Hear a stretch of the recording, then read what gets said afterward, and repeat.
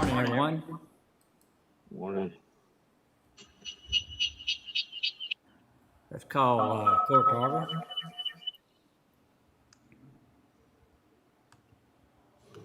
Okay, today is Tuesday, January 19th, 2021. It's 9 a.m. Proof of posting, please. The agenda was posted on Friday, January 15th, 2021 at 11:30 a.m. Thank you. Okay, let's stand briefly for a moment of silence, and then we'll have a pledge to the flags.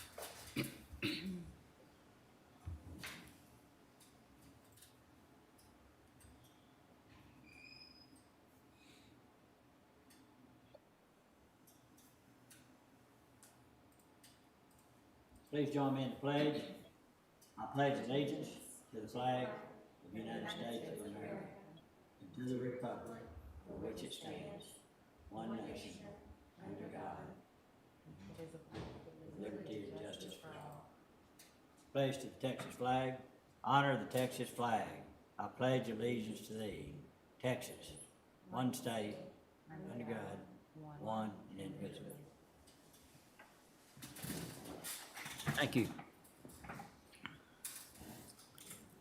Okay, at this time, I'll open for public comments, and I believe this morning we have Chet Edwards to speak to the court. Good morning. Good evening.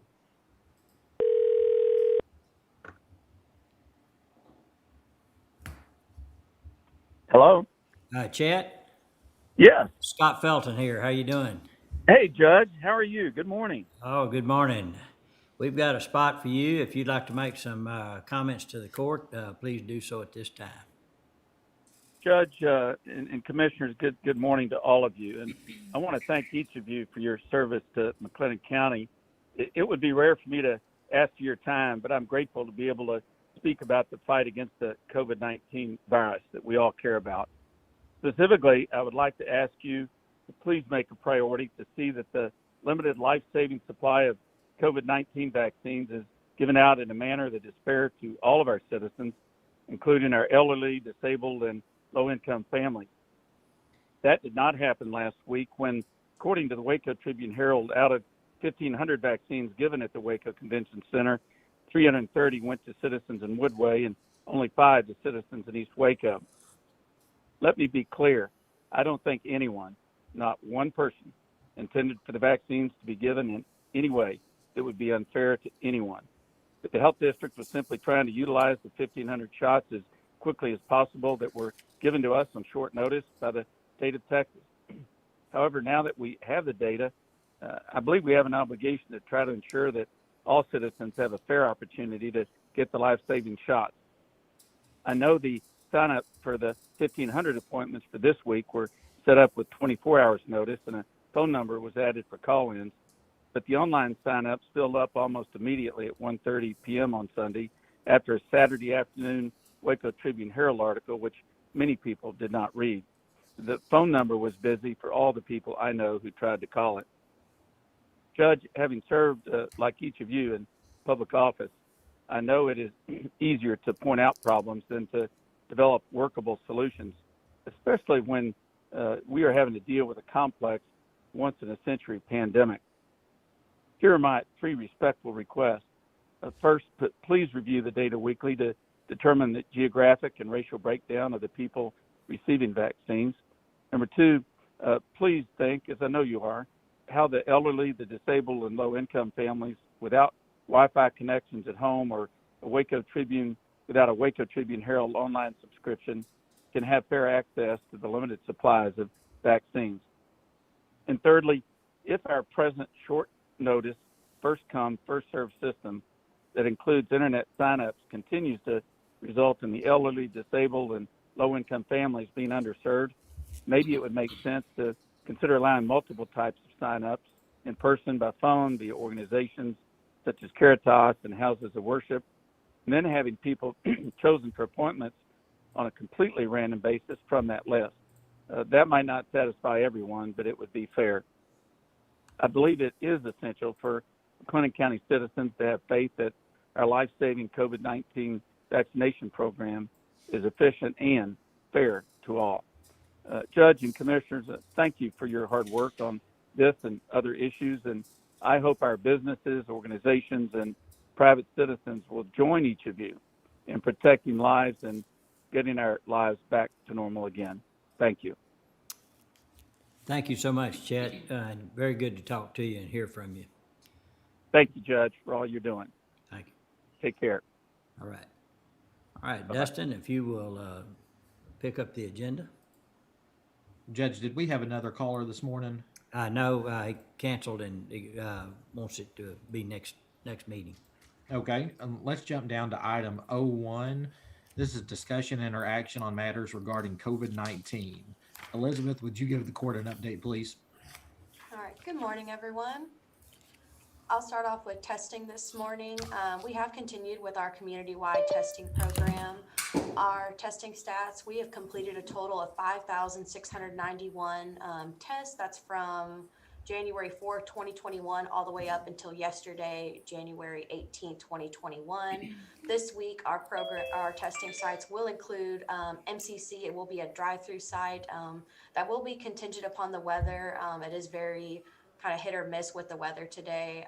But for anyone who is needing to get a test, and if the drive-through is shut down, we do have the Waco Multi-Purpose Center will be open as a walk-up testing center this whole week from 8 a.m. to 5 p.m. As a reminder, it is a saliva test. It is a free test. They will ask for insurance information, but we will not turn anybody away that does not have insurance. That is all for the testing program. Are there any questions on that? Any questions on testing? I don't believe there is.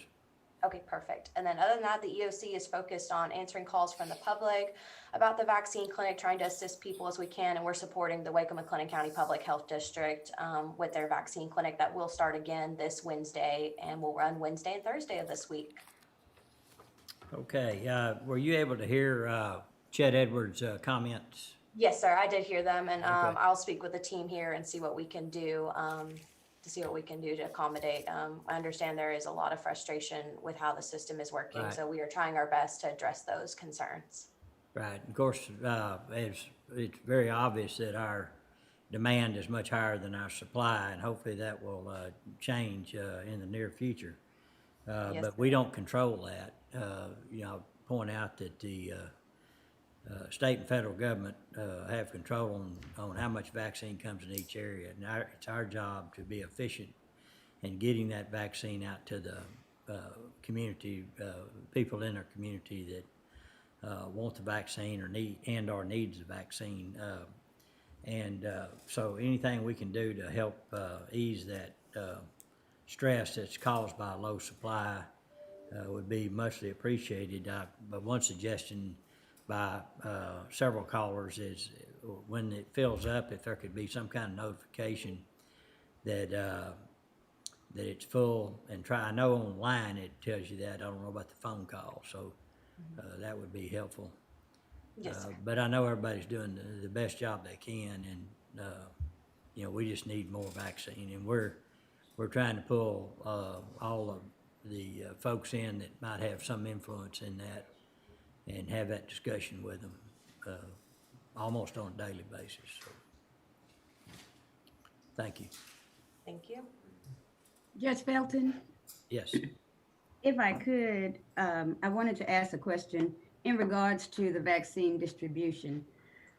First, it's an honor to serve on that Public Health District Board, and I want to commend the Public Health District for being our first local provider to create such a transparent process for vaccinating our citizens. I think what maybe the community in not getting the full story, if you go to the Department of State Health Services webpage, you will see that the last data, I'm not sure the last update, but the last data showed 14,500 doses that were sent into McLennan County, allocated for McLennan County. And it shows us having given a little over 9,500 people the first injection and right under 1,000 that are fully injected. But the Public Health District has only received, had received 1,900 on that date, and I know they received another dose of 1,500. They are the only entity that has a public, transparent process for their clinic. And I say that to say we have local providers here in McLennan County, and they have been administering the vaccine. And true, we don't have anything, we have no control over how, who, or when they do that. But our community needs to understand that the Public Health District has received just a little under 10% of the total vaccines that have been allocated for McLennan County.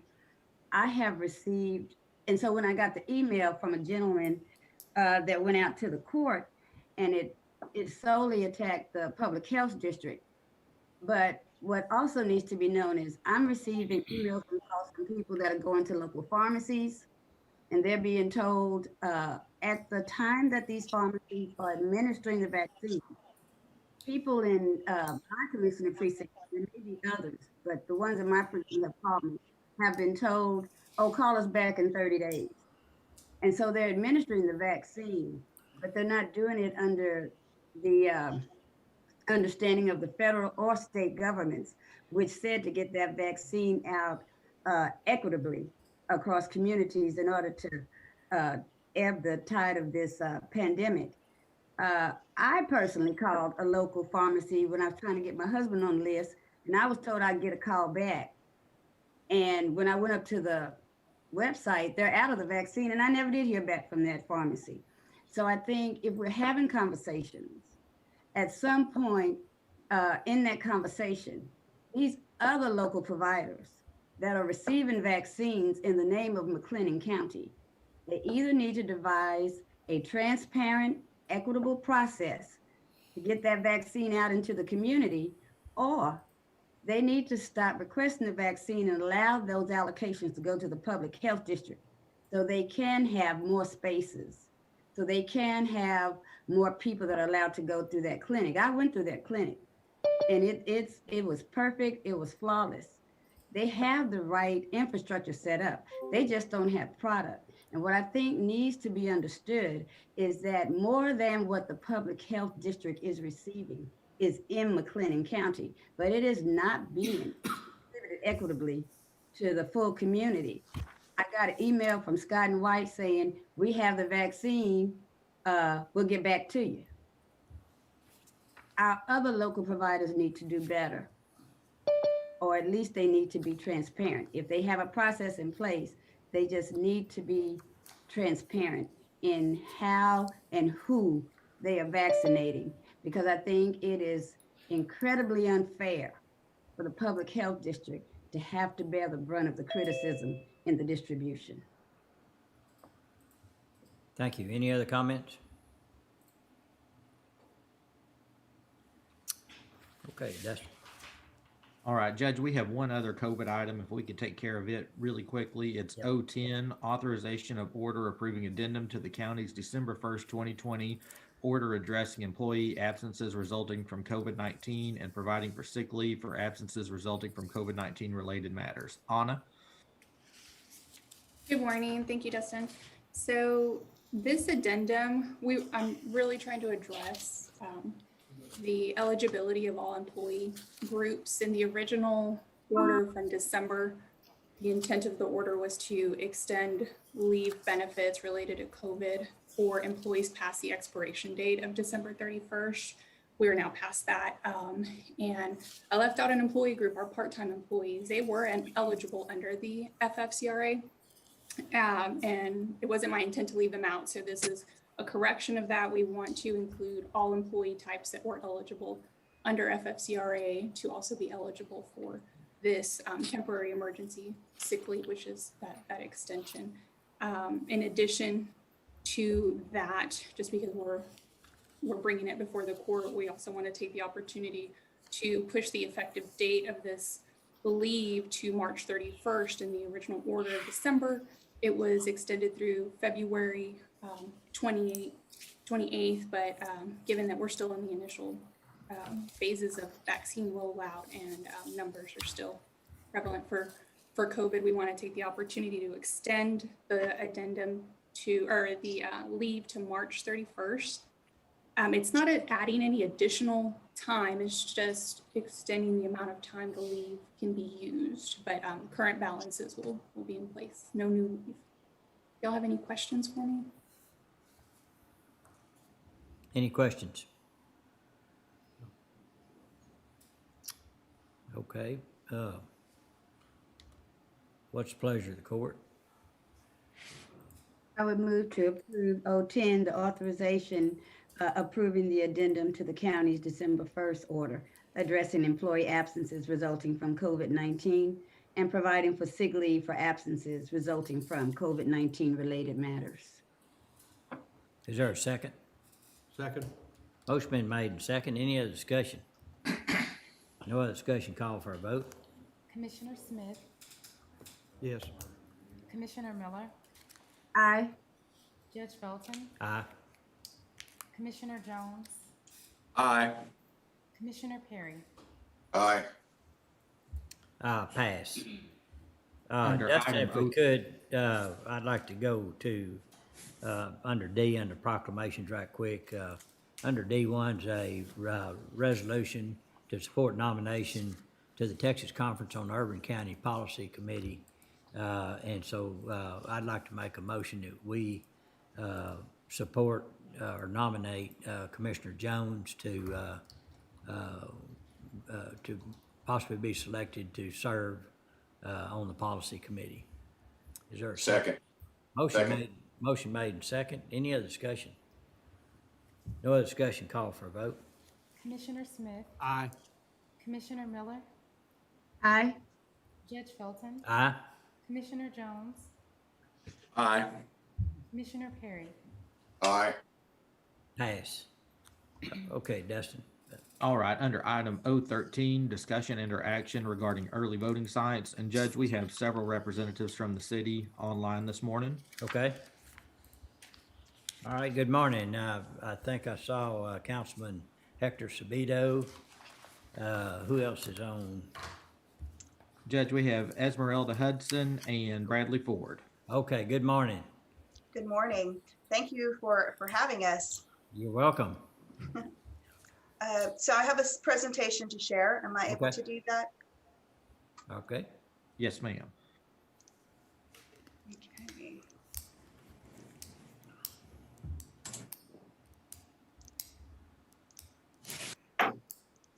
Okay, everyone see? Yes. Yes. Oh, shoot.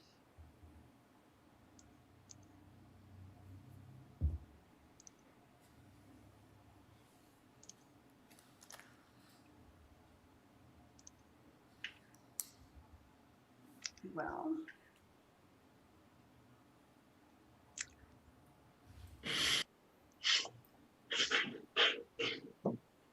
This is trickier than it looks on this end. Okay, share. Okay, there we are. So good morning. I really do, I'm Esmeralda Hudson of the City of Waco City Secretary, and I am incredibly grateful for the opportunity to come before you, Judge Felton, and the commissioners to talk about early voting, specifically adding an additional early voting location. I want to start with what's being proposed right now and what kind of has started the process. And what we're trying to do is for the May 2nd, 2021 election, these are May is the city of Waco's and several other entities normal general election. Obviously, due to COVID, 2019 and 2020, our normal general election plus a special election was moved up till November. So we had a different set of circumstances and a lot more polling locations than we normally would. But in May, the election can vary on how many entities ultimately join, depending on how many candidates are opposed. And what's being proposed to us right now are the 5 locations listed on the slide, which is McLennan County Elections Office, Robinson Community Center, Waco Multipurpose Center, the West Waco Library, and Hewitt City Library. Traditionally, we've had the early voting location at First Assembly of God Church. However, the church is no longer able to host us. I'm certain that you were aware of that. And so that's being moved to West Waco Library. We're working on making sure that's going to be available as an early voting site. So again, right there, we've got a few changes. And I wanted to kind of go over the history over the last 10 years. I've been with the city of Waco in the city secretary's office since 2007. And a lot has changed. I've learned a lot of new technology, a lot of interesting and new ways of doing things that are working well. And I think your goal and our goal is to continuously improve the opportunity for voters in our communities to have access to vote where and when they can, and make it as flexible and as equitable as possible. So in 2012, there was Senate bill that provided for election administrators not to have to contract with cities in May for obvious reasons for other elections and in an even number of years. So that year, the city of Waco chose to continue to kind of keep the integrity of May elections to be nonpartisan, related to local elections, and leave that in May. And so in 2012, the city of Waco conducted their own election.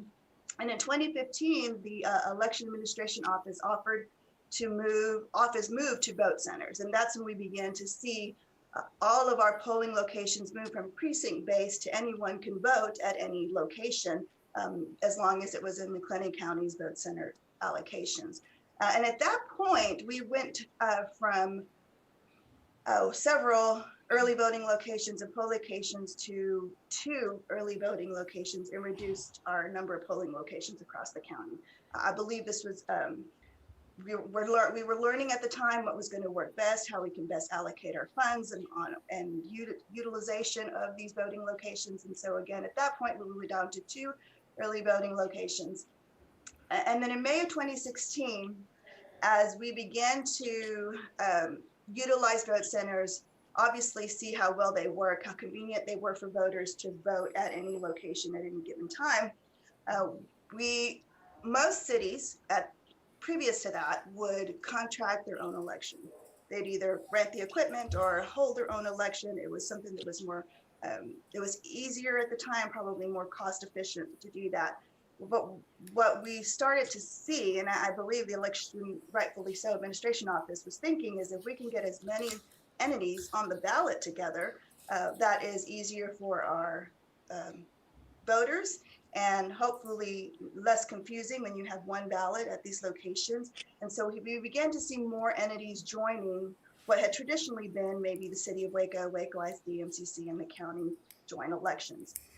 So they started with just 2 early voting locations, and then we moved to 3 early voting locations, because as more entities are joining, they're realizing the convenience to their voters for early voting locations in their cities or where the voters were used to were no longer going to be there. And so we had to begin to cooperate and coordinate and compromise on where are we going to have early voting locations. And then in 2017, the number of entities that we were contracting with also continued to increase. There was also the McLennan County Proposition number 1.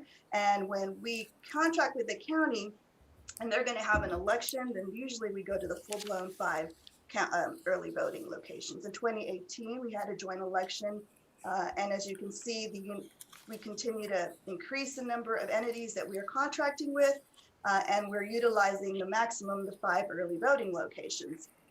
And in 2019, there was 5 early voting locations, one of them being Crawford High School, and several other entities that we contracted with. And I believe that the city of Waco, or the election office, is doing an amazing job growing over the last 10 years on new technology, utilizing vote centers, working on what works for the county. But we're requesting at this time for your consideration for including maybe the South Waco Community Center as a satellite early voting location to be used in the May 2nd, 2021 joint election. Hector, I'm going to do 2 more slides. Is that correct? Yes, ma'am. I'm sorry. Okay. So just as an overview on, again, the purpose of early voting locations, which I'm certain you're aware of, but just as to kind of look at this with eyes of the purpose related to our voters and our constituents. Research shows that voter turnout for people of color are most affected by access to early voting sites. Locations affect an individual's ability to vote early, and we have to consider how to make these numerous enough and convenient and equitable to our communities based on several important issues related to populations that are underserved. Making early voting as accessible as possible to the number of people can also encourage widespread voter turnout. We've looked at the data. We've seen that as we continue to add early voting, obviously you're providing more opportunities for people to vote early versus waiting to election day, which often can be the very last day to vote and can often be what may cause voters in communities with high poverty rates or people of color or those who may not be as proficient in English to and may not have flexible jobs. Many of the same issues that we are dealing with COVID-19 can affect voters. And so when you're causing them to wait a little longer to vote, or they only have really one true day, or we put enough barriers in their place, it can truly affect voter turnout. Councilmember Sabido, or Mayor Pro Tem Sabido. Good morning. Thank you so much, Mrs. Hudson, and good morning, Judge Felton, and to the rest of the Commissioners Court. It is truly an honor, and please allow me to begin by saying thank you so much for the partnership that the county has with the city. We're truly grateful for the men and women that serve on the Commissioners Court that have gone above and beyond what we've asked of them. And during this time of COVID-19, we truly appreciate your partnership and your support. I mean, it would be seen that there is a strong working relationship over history between the city of Waco and McLennan County. And so I just want to start off by saying thank you so much for your continued support. As Mrs. Hudson was sharing, you know, we would like to add a South Waco early in-person voting location. We've never had one before, and this is something that I have heard from my constituency since even before I took office. And so just to add on to what Mrs. Hudson was saying is to distribute early voting locations fairly and equitably, we ask that you consider adding the South Waco Community Center as an early voting location. This will increase access and flexibility in traditionally underserved populations in our city and county. Citizens in District 2, which is the district that I represent, have been traditionally underserved and had the lowest early in-person voter turnout during the 2020 election. We consider those with we ask that you please consider those with inflexible jobs, limited transportation, and demographics. It is no, even as we both work with the Waco Transit, it is no secret that we still have a transportation issue in our city. The constituents in the District 2 are requesting an early voting location, and this is something that I've heard over and over again. I do want to share some census tracts with you, especially among South Waco and District 2. So for example, tract 21, there's a population of 5,643 with, it breaks down as 24% white, 27% black, and 46% Hispanic. But out of those, 14.8 are under the poverty line. In tract 4, there's a population of 5,951. 63% white, 15% black, and 16% Hispanic. But if you notice, there was still a 62% that live under the poverty line. And in track 5.98, the population is 5,427, 12% white, 9% black, 78% Hispanic, and 32.3 below the poverty line. And in that track specifically, there's 22%, almost 1 out of 4 people are limited English speaking households. And so this is something that we would like to be able to say to them and represent them, saying that they have an area that is close to their neighborhood, that could even be walkable if they don't have a form of transportation, or that they could rely on the Waco Transit to take them very close and back.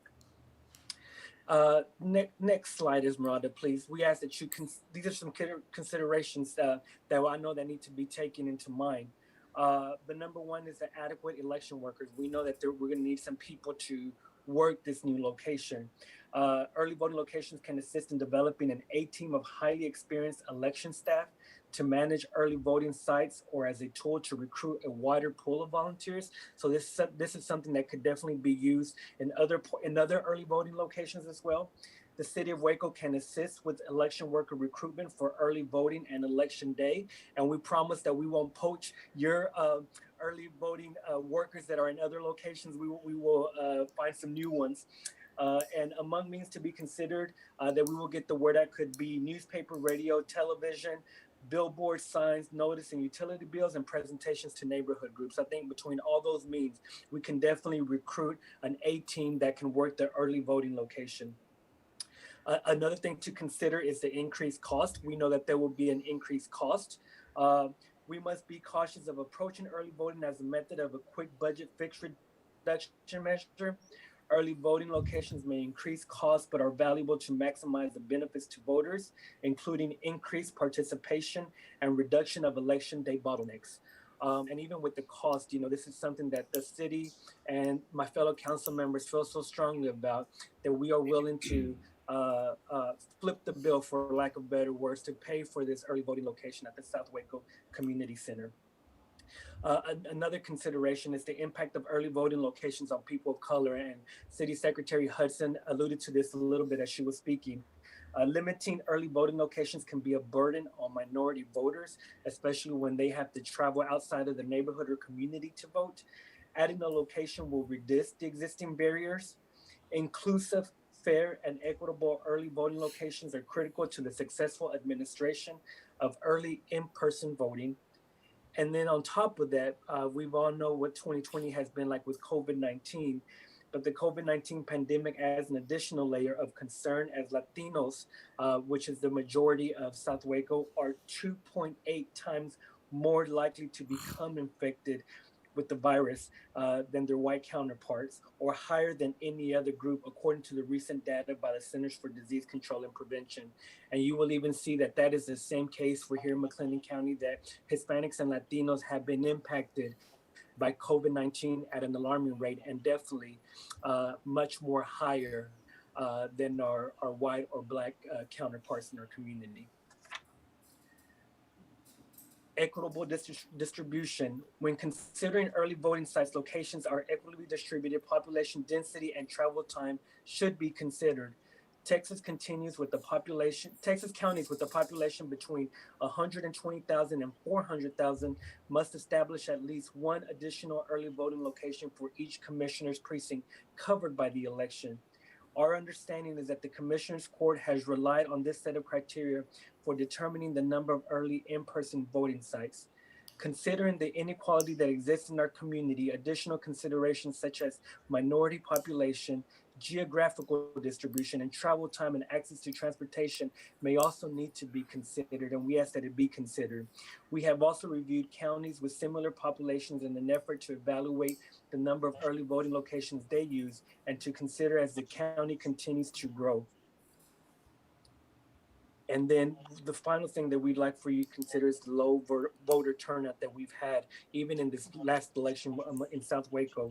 Studies show low voter turnout can be improved with the strategic placement of early voting sites and educating the electorate about early voting opportunities. The greater the variety of forms of public education, the greater the effect on early voting turnout. Among means to be considered, as I mentioned, include newspaper, radio, television, billboard signs, utility bills, etc. Research has shown that early in-person voting is especially important for voters of color. The United States Census data indicates that people living in poverty are less likely to exercise their right to vote. And as the tracks that I showed you in South Waco, all of them are definitely under the poverty line. We're taking those steps early voting locations that low income that even we have seen here in McLennan County as we added a new location would be the multi-purpose community center example. Esmeralda, can we go to that next slide, please? Can you see it? I think you're freezing up a little bit, Councilmember. I'll continue as Esmeralda moves the slide over, but can everyone see the slide? Is Councilmember Sabino? I'm sorry, what was that? Yes, we can see it. Can you get me? Can you hear me? Yes, sir. Yes.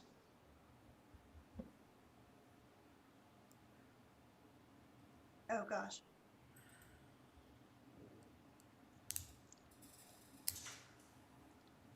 I think he needs it left adjusted. Okay, well, we can see that. Can you right? guys hear me now? Yes. I'm so sorry about that. I guess the rain is interrupting our Wi-Fi here at the office, so I do apologize. Okay. But just to go on a little bit more, as an example, the Waco Multi-Purpose Community Center was added upon request as an early voting location and paid for by the City of Waco for the May 2018 joint election. In 2016, early voting for District 1 was 282 total for 3 locations. In 2018, 200 voters at the Waco Multi-Purpose Center, and the total number of early voting increased to 550. So that's an increase of 51%. We ask that you please consider adding the South Waco Community Center as an early in-person voting location to provide equitable and fair access to the people of District 2 and South Waco. Thank you so much for allowing me to be here, and at this time I will be more than happy to answer any questions. Thank you, Mayor Pro Tem. Are there any questions from the commissioners?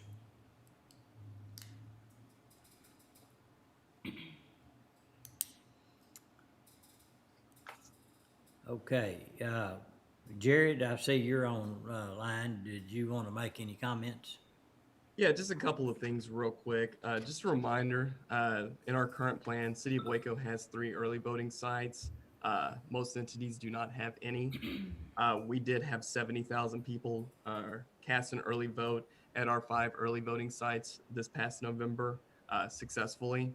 I think that we won't see anywhere near that amount in a May city and school election, as I've said before.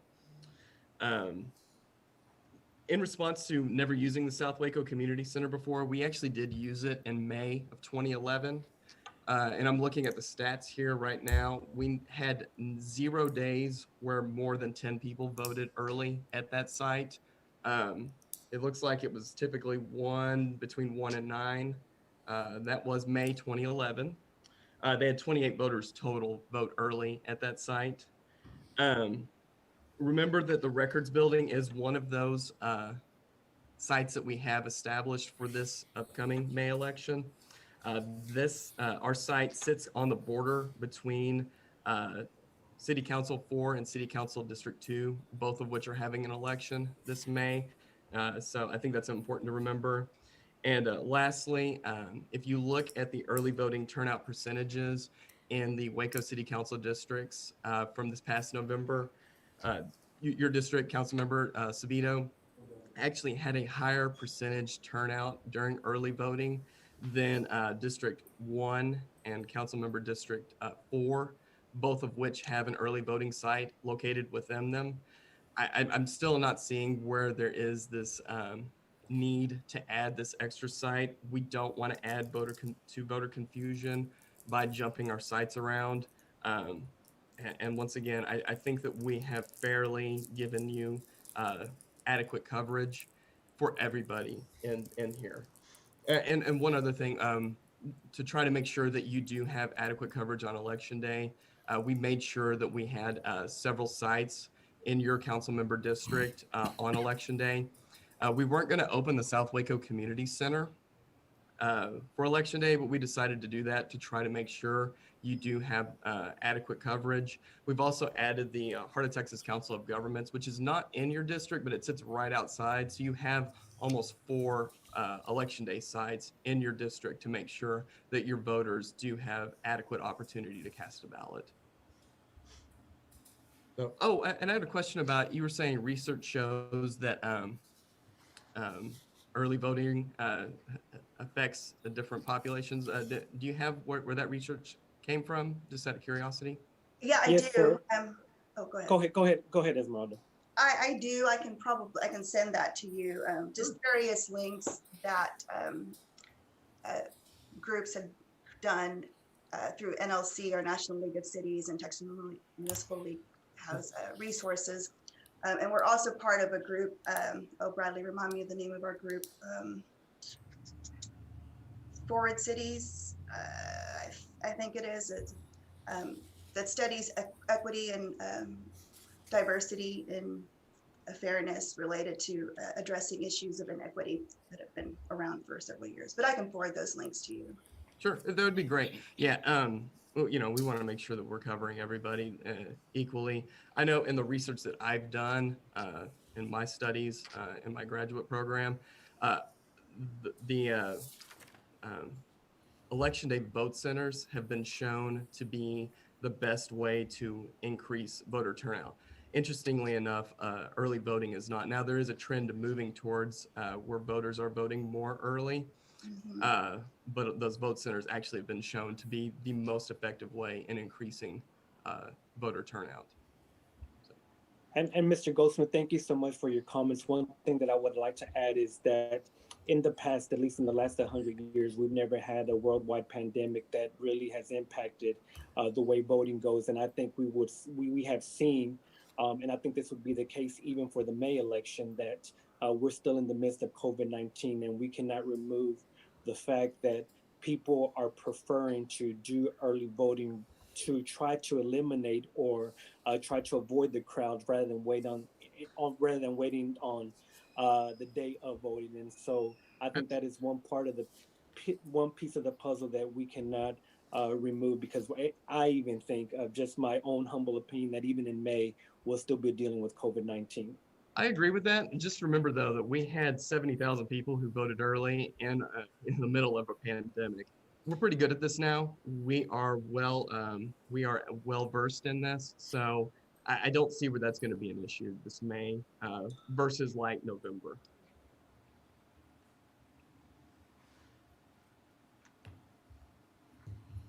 Does anybody have any questions for me? Jared, was that a record? Is that the most ever? In November, yes, it was. Yeah. Okay, thank you. Yeah, in fact, we had almost as many people vote early in this November election. I think it was very close to what we had total in 2016. So. Okay, recognize Commissioner Smith. hey, Jared, and you may know this, or if you can find it out, what's the farthest in a citizen of McClellan County has to travel to get to an early voting site currently? I know, like, I believe the law for election day sites is 25 miles. I don't know how far, like, the farthest point between, like, say, I don't know, the city of West or Crawford ISD is to, like, an early voting site. I can get that number for you. Oh, and actually, speaking of Crawford ISD, I know that y'all mentioned that in your presentation.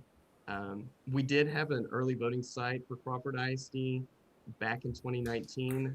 The reason is Crawford ISD has some voters in Coryell County, and we weren't quite sure how to handle that to bring those voters in. So we did include a site at their high school in Crawford. However, we found that nobody voted early from Coryell County. I think there was 3 people who voted.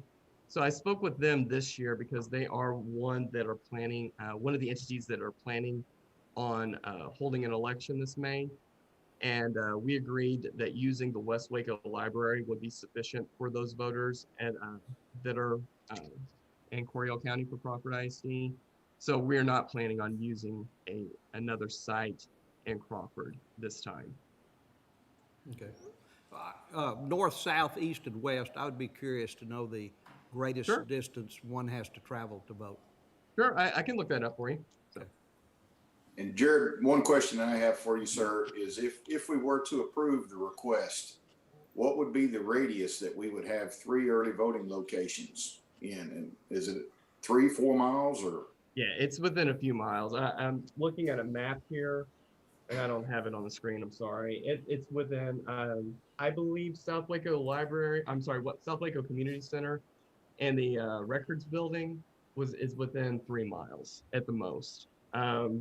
We have the Records Building and Waco Multipurpose Community Center, and that's less than 2 miles. It's right around 1.5 miles from each other. And of Okay. course, we'll have the West Waco Library as well. Okay. Just make a notation also, there's a bill being, that'll be filed in the legislature that requires colleges over 8,000, I believe, to have a voting center as well. I've talked to Baylor about that. They intend to, if that happens, to request that. So that would be another one in close proximity to downtown. Yeah, and that would be an election day site. So Yeah, that would that's not, true. Yeah, that's true. So, and I'll ask Jerry because I just did a quick overview and you probably have a better idea of the numbers, but I was looking at counties like Smith County, who has a population of maybe 227,449, and they show that they have 7 early voting sites. Jefferson County, which is a little over our population at 254,340 for their county, had 16 early voting sites. Webb County, which is slightly over at 273,526,000 population for the November election, had 43 early voting sites. Obviously, one of those was their main. They had 4 permanent, but they also utilized 38 mobile temporary early voting locations that kind of moved to different locations across. And then Lubbock County with 304,808 population showed that they had 25 early voting sites. So I know we realize that we're continuing to grow, and obviously we may not need 16 early voting locations, but I think the place that we are, similar to what I've seen over the last 2 years for the city of Waco in growth and addressing concerns and early voting populations, that looking out, are we strategically using early voting sites, or maybe even looking at the costs, the pros and the cons, which you may know better what these different counties are dealing with and addressing. I'll have to look at that. I've never seen that before as far as that many early voting sites. I have not heard of other counties that are, of similar population using that many early voting sites. I know Bell County doesn't do anything like that. They're more in line with what we do here at McLennan County. I don't know what kind of staffing they have, like full-time staffing within their those counties. That is something to consider as well, as can you find the people that will be willing to work for that long during early voting in a county that size? So that's one of the challenges that we face here, is trying to make sure we find staffing, and not just anybody, but people who are knowledgeable and understand how to do this. So sure. And Hayes County, which is 366,000 population size, had 12 early voting sites in November 3rd. And this data I pulled just off of the secretary. Are you sure those are not election day sites? Because yeah, I double checked it because I counted. Yeah. Okay. Well, I'll double check. I think, and especially again, dealing with the pandemic and the uncertainties and providing an opportunity for voters to get to a voting location during a longer time frame. I don't believe that our May election is going to be as long of an early voting as what we've seen for the November election. Obviously, there's shorter time frames, I think a week and a half, for us to provide early voting. Right. And as we've talked about, when we've planned elections, Certain early voting sites may not need as additional staffing. And I don't know, potentially if Webb County is doing 38 mobile temporary sites, I wonder if there's grants available to provide that type of mobile early voting location where you're not at a permanent structure, but you've got early voting workers who are able to move from one location to another. The problem with that, the Texas legislature passed some legislation recently that has made that a huge challenge. Because it's something that we've considered at one point. The legislation that was passed basically eliminated it. It made it to where it's almost impossible to do that. Other questions or comments? Okay. Well, thank you, Mayor Pro Tem, and for your contribution discussion in this. Esmeralda, appreciate you always. Saw City Manager Ford on there. Good morning, sir. And we will, not, Dustin, this is not an action item this morning, correct? So, Judge, it actually is Oh, it posted is? for discussion and or action. okay, I'm sorry. Okay. What's the pleasure of the court? Judge, I personally don't have Question. motivation to vote today. I would prefer that we defer that today. Same here. Okay, we have a Same. motion to defer and a second. Any other discussion? Second. No other discussion, call for a vote. Commissioner Smith, Aye. Commissioner Miller, Aye. Judge Felton, Aye. Commissioner Jones, Aye. Commissioner Perry. Aye. Pass. Again, thank y'all so much for participating, and this will be on the next agenda that we have, which will be in 2 weeks. I have a quick question, Jared. When do we have to decide when, there's the ratification of not the ratification, but the calling of the election? Well, some cities are already starting to order their election. The date the deadline for that is February 12th. We need to do this ASAP because we're going to have to redo our order of election for each of these entities. We're going to have to address this for the contracts as well. So this needs to be done as soon as we possibly can. Thanks. Thank you. Okay, Dustin, our next scheduled court meeting is when? February the 2nd. Okay, so please put it on the agenda for February 2nd. Judge and Commissioners, thank you again for your time and your ear. Have a good Yes. afternoon. Thank you. Thank you so much, Judge and Commissioners. We really do appreciate your support once again, and it is truly a pleasure to work alongside each and every one of you to make our city and county better. So thank you so much. Thank you, sir. Okay, I think, Dustin, we do have a hearing scheduled. Yes, and sir. so I know we have someone waiting to make a comment during the hearing, so if you would go to that item. Yes, sir. That's agenda item 08 regarding the restriction of truck traffic on North League Ranch Road Precinct 2. So we will hold a public hearing for the purpose of hearing from interested members of the public in connection with the restriction of truck traffic on North League Ranch Road in Precinct 2. So Judge, I'll turn it over to you under 08A to open that public hearing. Okay, the public hearing is now open. I think we have someone that wants to make a comment. All right.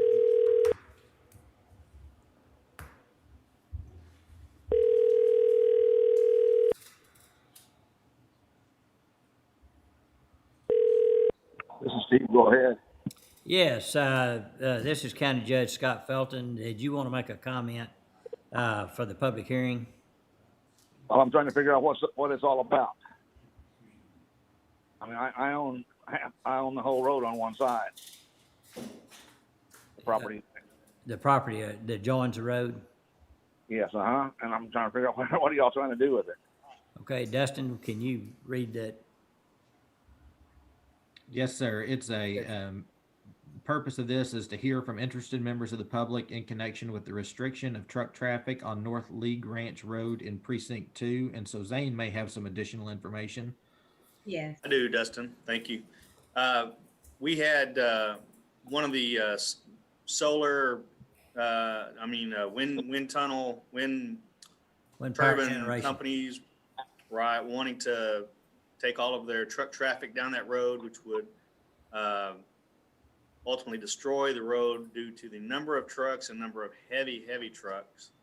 And so there's multiple other routes. They're just longer routes to stay on state highways versus making a shortcut through that road. And so we wanted to consider putting up a no through trucks signage on that road.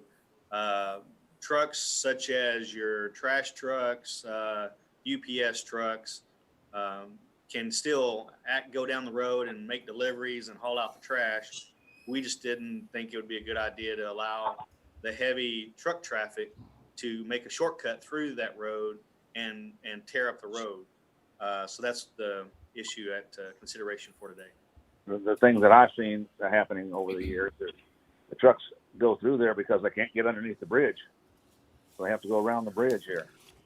That's correct. They need to go further down the road, or they can turn off earlier and go around. It's a little longer commute, but it's an alternative. If they were coming from the Waco side, where would they cross over at if they couldn't cross over there?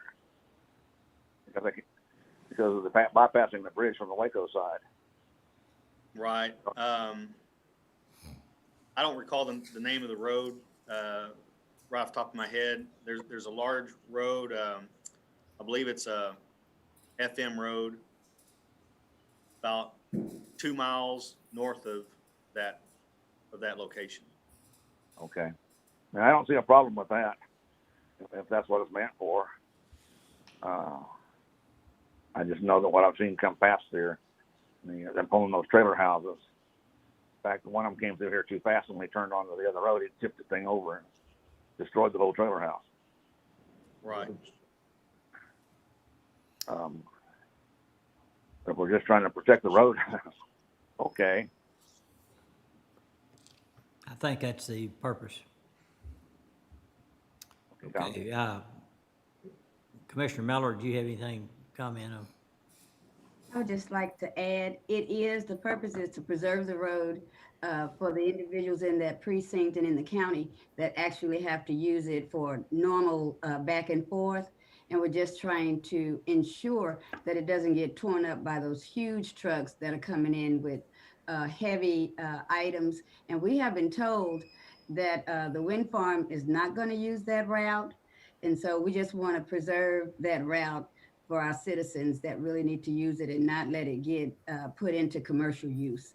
And so I want to thank Zane. He pointed that out to me and he sent the recommendation. And if I could get the caller's name and a telephone number, we can talk more, just so I can make sure that he has all the information he would like. But the whole part of it was just to protect the road for our citizens out there and not allow it to be turned into commercial use. And Commissioner, I think Reagan has that information. Okay. Also, the American Sir? truck drivers still use it for their truck drivers to drive on, which is not but 1,000 feet long or whatever it is. But the American, I've seen that, but I haven't seen it recently. Okay. Which I don't think they were. None of them ever caused a problem here. And whatever was done, I've seen what you're talking about come through the windmills. One of the places through here, and it sure is long, but I didn't see a problem with it. Okay, and I don't believe we have anyone else called in for the hearing. So at this time, it is 9:58, I would close the hearing. And at this time, I'd entertain a motion for action on this item. Okay. Well, Judge, I'd like to move to approve the restriction of truck traffic on North League Ranch Road. Okay, is there a second? Second. Motion made and second. Any other discussion? No other discussion, call for a vote. Commissioner Smith, Aye. Commissioner Miller, Aye. Judge Felton, Aye. Commissioner Jones, Aye. Commissioner Perry. Aye. Pass. And Judge, we have a few other guests to accommodate before we head back to consent, if that's okay. Yes.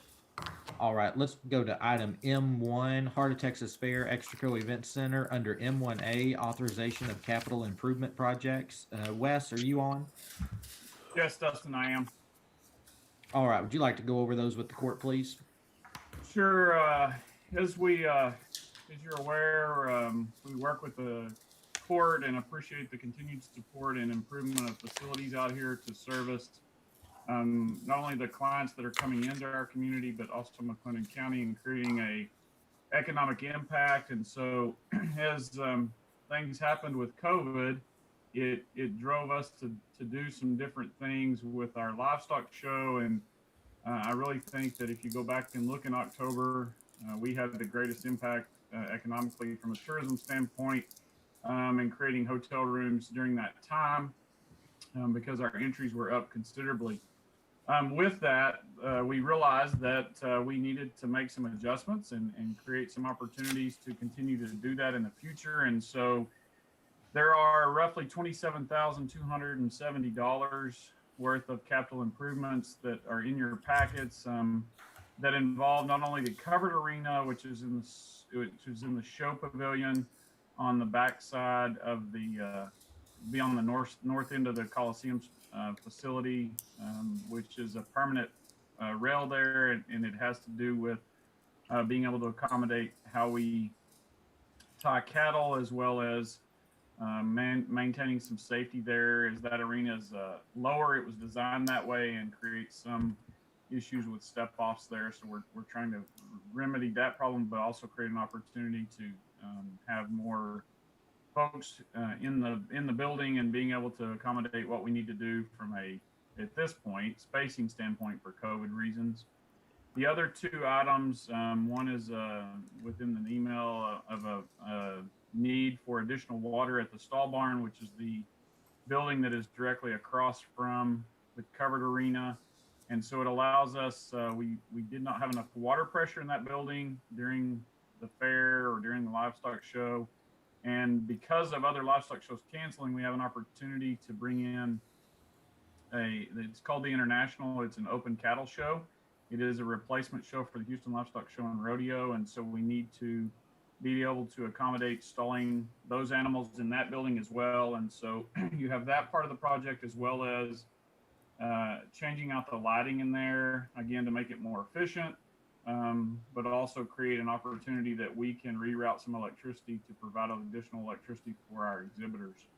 Again, most of these people that come, if not all of these folks that come to our facility on a weekly basis or for these types of shows, then come from out of town, stay in our hotels, spend money in our restaurants. So it truly is what we talk about each year when we talk about these capital improvements of being an economic driver. So with that, I'll answer any questions that the court may have for me.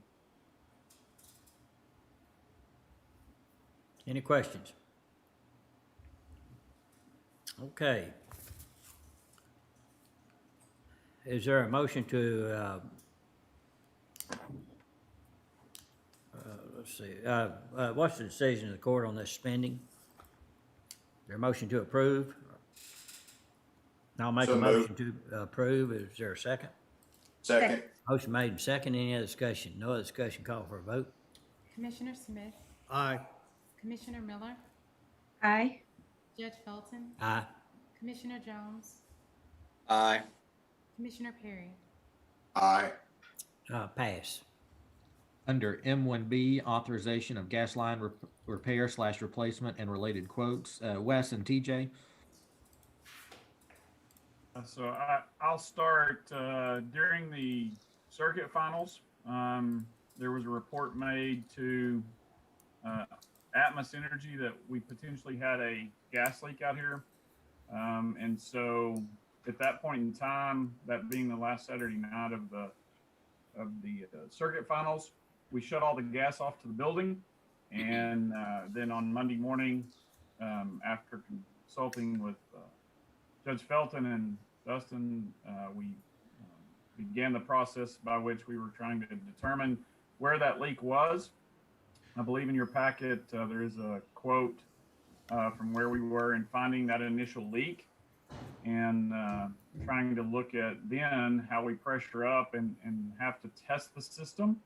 And while we were doing that, there was an additional leak found in part of the line.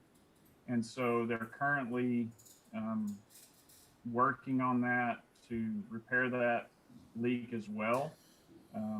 And so it's going to involve some more extensive, if you will, replacement of the line because of ultimately repairs that were made in the past that involved couplings that were ultimately not a fused coupling. It was more of a metal coupling on those gas lines. So over time, they disintegrate and don't seal as well.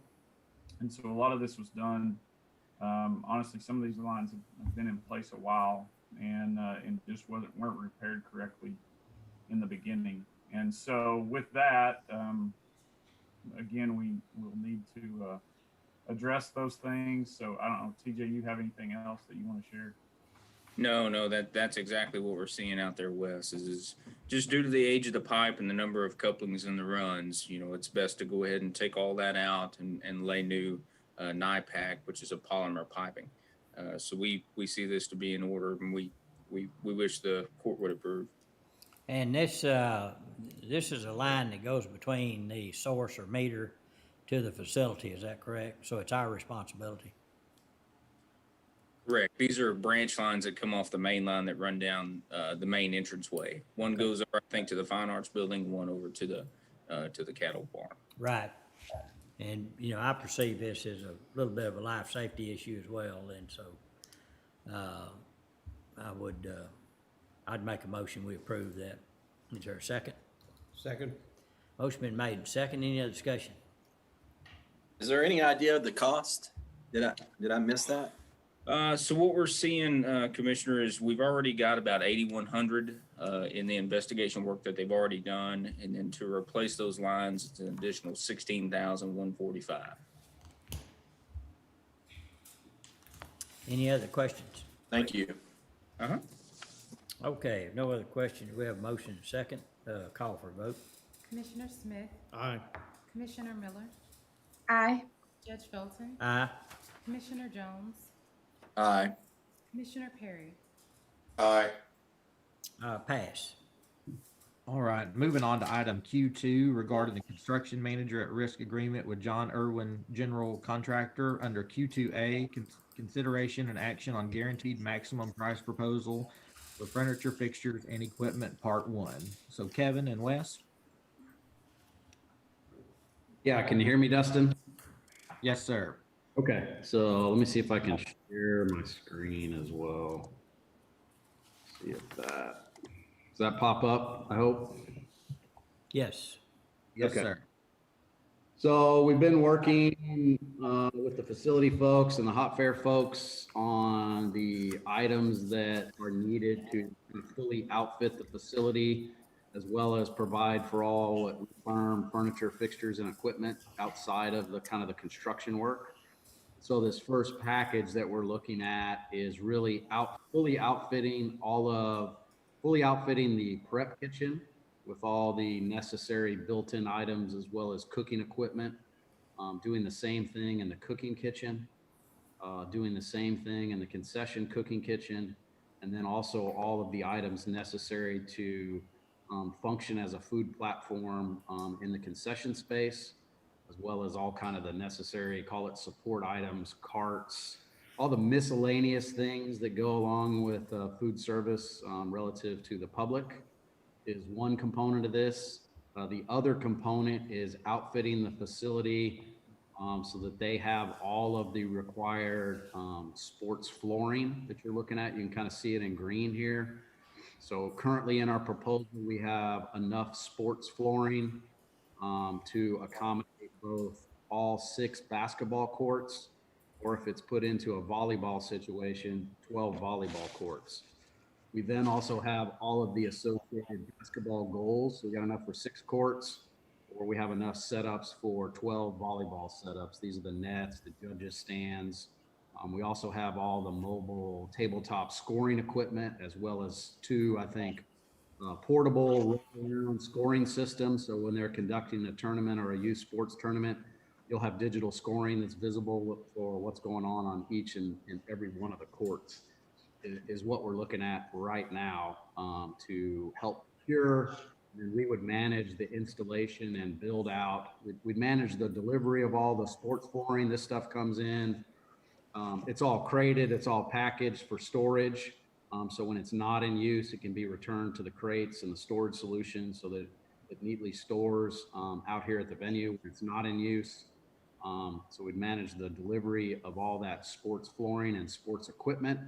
And then we would manage the physical procurement and installation, as well as the final hookups from both the plumbing and mechanical perspective, as well as the testing and training associated with all the cooking equipment and concession and kitchen and prep equipment.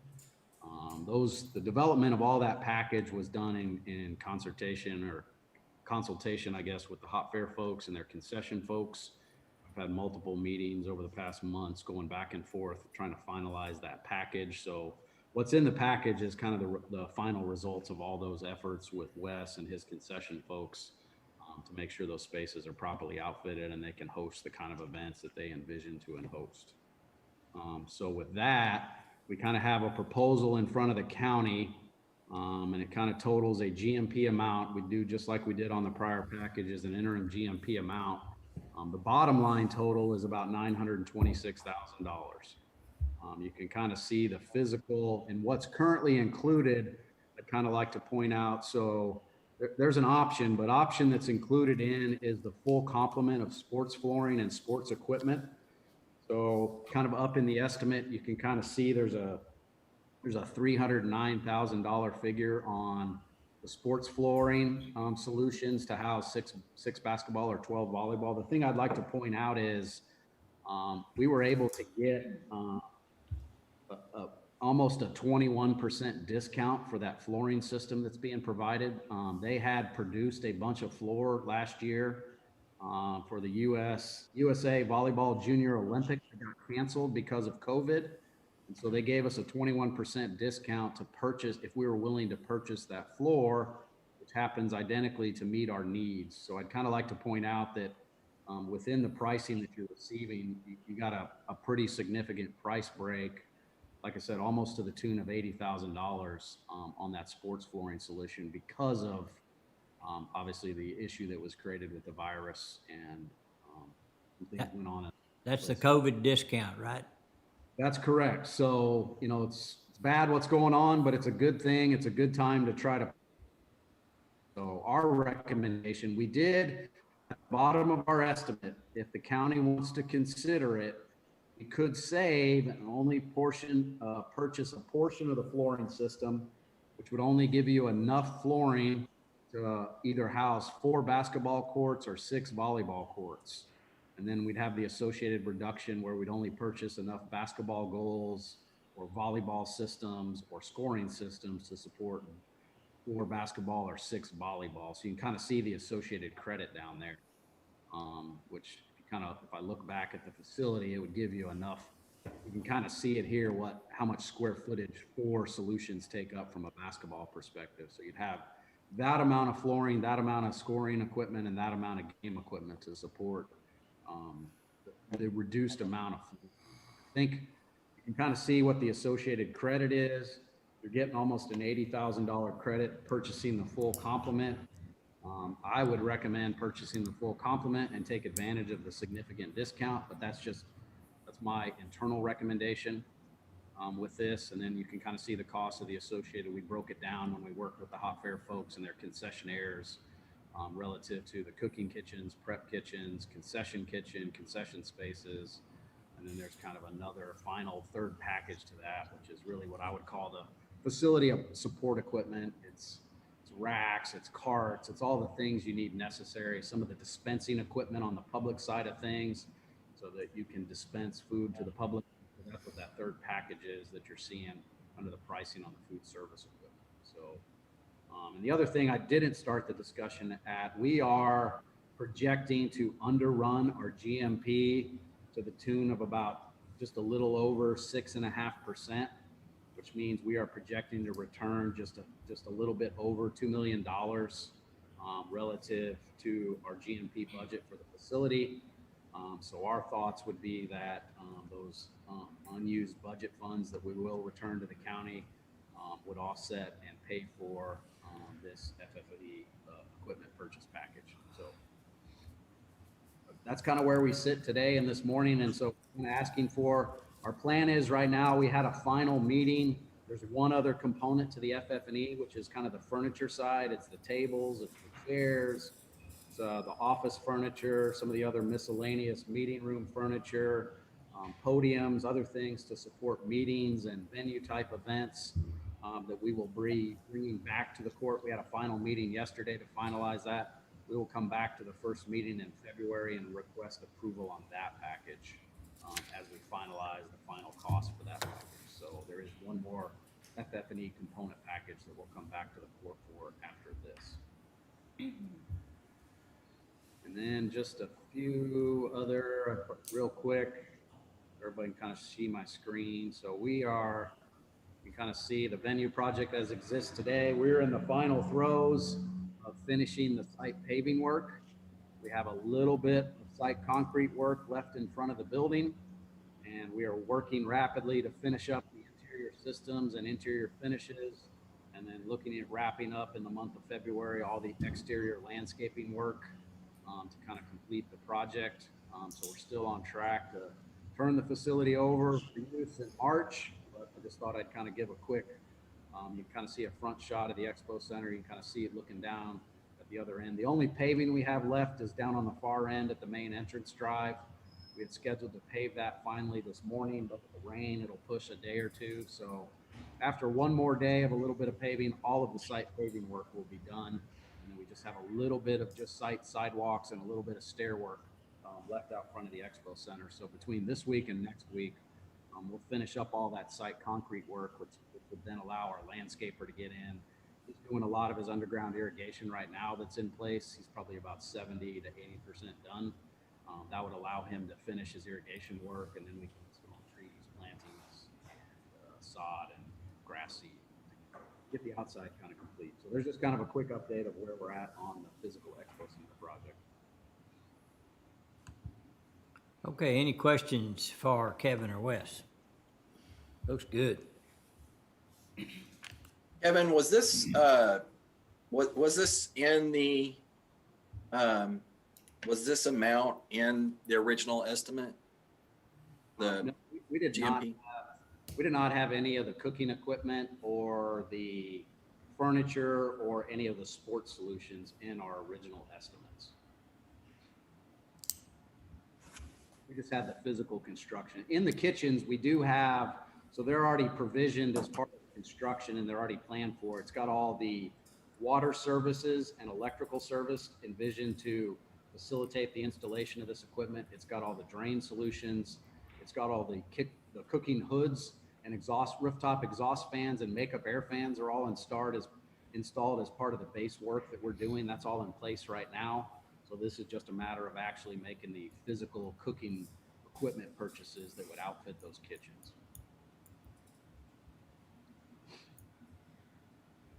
Okay, any more questions?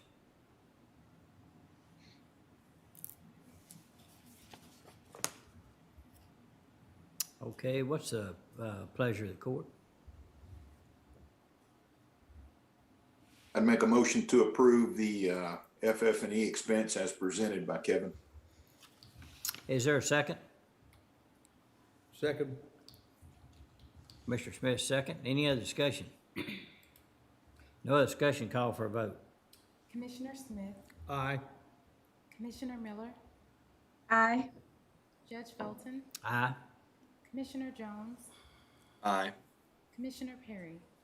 Aye. Pass. Thank you all very much for the presentation. Yep. Thank you. Thank you, commissioners. Thank you, Judge. Okay. All right, Dustin. All right, moving back to the start of the agenda, under the consent agenda, there's one suggested pull. It's item E3B, an HR matter for Constable Precinct 1.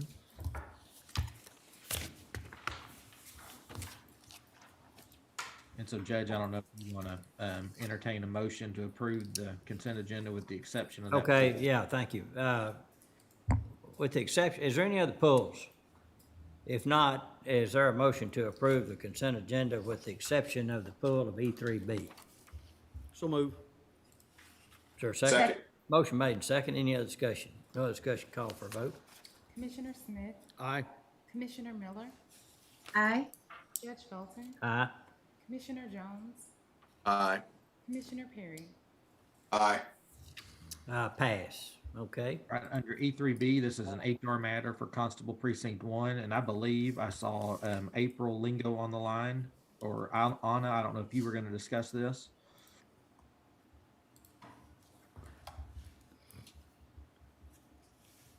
Hi, Dustin. I can discuss it. So Constable Strickland has 3 applicants that he'd like to appoint as deputies for his office. He has 2 applicants who he wants to serve as part-time deputies and 1 who he'd like to serve as a full-time deputy. All 3 applicants, they've applied to a public posting that was posted for the required 5 days as outlined in the employee policy guide. And according to Constable Strickland's affidavit that he submitted, he's ensuring that all the applicants meet TQL standards as well. So the appointments would fall into the employee policy guide. Okay. Any questions? One question. Yes. These are already established positions that he's just filling a vacancy for? That's correct, ma'am. Yes. Okay. Okay, what's the pleasure of the court? Move to approve. Have a motion? Second. Motion and a second. Any other discussion? No other discussion, call for a vote. Commissioner Smith, Aye. Commissioner Miller, Aye. Judge Felton, Aye. Commissioner Jones, Aye. Commissioner Perry. Aye. Pass. All right, moving on to item F, budget, under F1 regarding the FY21 budget. Francis? Yes, sir. These are budget amendments for, like you said, for fiscal year 21, starting there with F1A. This is a budget amendment in the general fund requested by Justice of the Peace Precinct 5. And they are requesting to move money around within their department in order to purchase a fax kit for their copier that they currently have in their office. F1B, this is general fund, the accounting and auditing professional services line item that we have in the countywide department. The request is to increase that line item by $90,000. And this is related to the invoice that was approved on January 5th for BKD. It's their consulting services provided for the Coronavirus Relief Fund grant. F1C, this is permanent improvement fund related to our bond funds. This is also requested for a list of expenses that were approved on the last agenda on January the 5th. These were additional costs that were needed for the tower project. So the budget amendment is requesting to move $47,000 into the line item for that specific project. And F1D, this is a budget amendment requested by the district clerk, excuse me. This is the funding that is needed to set up a remote site for a visiting courtroom.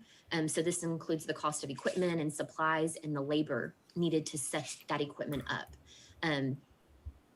Mr. Gimble is able to move some money within his departments to fund this request, as well as use some funds in the county and district court technology fund. Any questions on any of those? Okay, if no questions, is there a motion to approve under F1 regarding the FY21 budget? F1A, B, C, and D. So moved, but I did have a question on F1D. Where is that visiting courtroom going to be located? Would you like me to speak to that? You look a little chilly. Yeah, go ahead. So we've got the visiting courtroom. It's a two-part thing. It's the finishing of resetting the visiting courtroom for social distancing, which we started last fall. And then our plan is starting in April to utilize the big event center that y'all are building over there and have board hour for 3 courts in the event center and 2 trials being able to be held distanced out there, and then 1 of them back here in the visiting courtroom.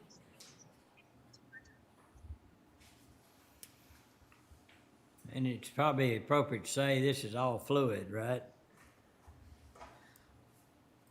Yes, sir. Yeah, that's our original plans. We've gone through several iterations, but the most recent one was to start mid-March when the event center was first ready. But the Supreme Court has delayed jury trials. The earliest they could start would be April 1st, yeah. and I'm hoping it's not an April Fool's joke. Yeah, I know. Okay. Any other questions? If not, we have a motion, and did we get a second? Yeah. We need a second. We need a second. Second. There's a motion made and second. Any other discussion? No other discussion, call for a vote. Commissioner Smith, Aye. Commissioner Miller, Aye. Judge Felton, Aye. Commissioner Jones, Aye. Commissioner Perry. Aye. Pass. Under F1E, McLennan and Hill Counties, Tawakona Creek Water Improvement District, discussion and/or action regarding funding requests for the baseline water quality study. Judge, we would request this be deferred again. I'll make a motion to defer. Is there a second? Second. Motion made and second. Any discussion? No discussion, call for a vote. Commissioner Smith, Aye. Commissioner Miller, Aye. Judge Felton, Aye. Commissioner Jones, Aye. Commissioner Perry. Aye. Pass. F1F, Road and Bridge Precinct 4, authorization extended warranty for John Deere tractors. Commissioner Perry? Yes, we're just requesting the approval for this. Obviously, the newer tractors coming out are a little bit more complex to work on than they used to be, and one issue can quite a bill. So we're requesting the extended warranties on the 2 tractors. Make a motion to approve. Second. Second. Motion been made and second. Any other discussion? No other discussion, call for a vote. Commissioner Smith, Aye. Commissioner Miller, Aye. Judge Felton, Aye. Commissioner Jones, Aye. Commissioner Perry. Aye. Pass. Under item H, contracts and interlocal agreements, H1, authorization of interlocal cooperation agreements with City of Leroy. And I know there are 4 agreements, Commissioner Jones, if you want to take them all together. Yes, that'd be great. I'd make an emotion that we approve H1A, B, C, D for interlocal cooperation agreements with the City of Leroy, chip sealing, some roads. Okay, is there a second? Second. Motion made and second. Any other discussion? No other discussion, call for a vote. Commissioner Smith, Aye. Commissioner Miller, Aye. Judge Felton, Aye. Commissioner Jones, Aye. Commissioner Perry. Aye. Pass. And Judge, if we could hold H2 for just a minute. Okay. H3, authorization of lease agreement with Pitney Bowes for a mailing machine for the elections office. Jared?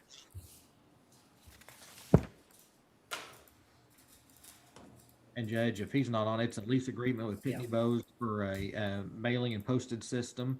Cost of the lease of the machine is $221.01 monthly, or $663.03 per quarter, and the term of this lease is for 5 years. Okay, any questions about that? If not, is there a motion to approve? So moved. Motion Second. Motion made and second. Any other discussion?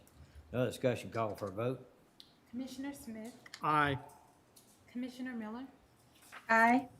Judge Felton, Aye. Commissioner Jones, Aye. Commissioner Perry. Aye. Pass. And Judge Chris has just joined us. Do we want to take care? She has 3 items on the agenda today. Do we want to do those now? Yes, does one of them require going in executive session? I believe so, and we can confirm that with her. Okay, let's see. So It's, Judge, the first item is H2, authorization of industrial business grant agreement with Ooze and Oots North America for investment in industrial real and personal property. And then under I1's authorization of program project agreement with Ooze and Oots North America, then we also have her monthly report. Okay, if you would, start with the monthly report. Thank So y'all that's very much. item 011. Good morning. You have with you our monthly report for economic development activity for the year end. We ended up with an amazing year despite all of the things that were occurring within the community and our state and our nation and the globe. We ended up with 11 announced projects in 2020. 4 of those were expansions by existing businesses, and 7 of those were the attraction of new business to the community. Collectively, those resulted in nearly 1,550 new jobs announced for the community, along with 3.2, almost 3.3 million square feet of absorbed and new construction announced for the area, and $404 million worth of new capital investment. We see that a lot of that is underway right now. And others will be breaking ground this year, pushing us with another great year rolling forward. Looking at the level of activity that we've had this year, this 2020 year, and pushing into 2021, we know that there is still a great amount of interest in our community. We're continuing to see new leads coming into the marketplace. And we have a strong level of activity that could potentially give us another very strong year like we saw in 2020. With that, I'd be happy to answer any questions that y'all might have. We're continuing our efforts with our business retention expansion program, engaging with our existing industries to ensure that they have everything that they need to be successful pushing forward through all of this. Any questions anyone have? Okay. Yeah, go ahead.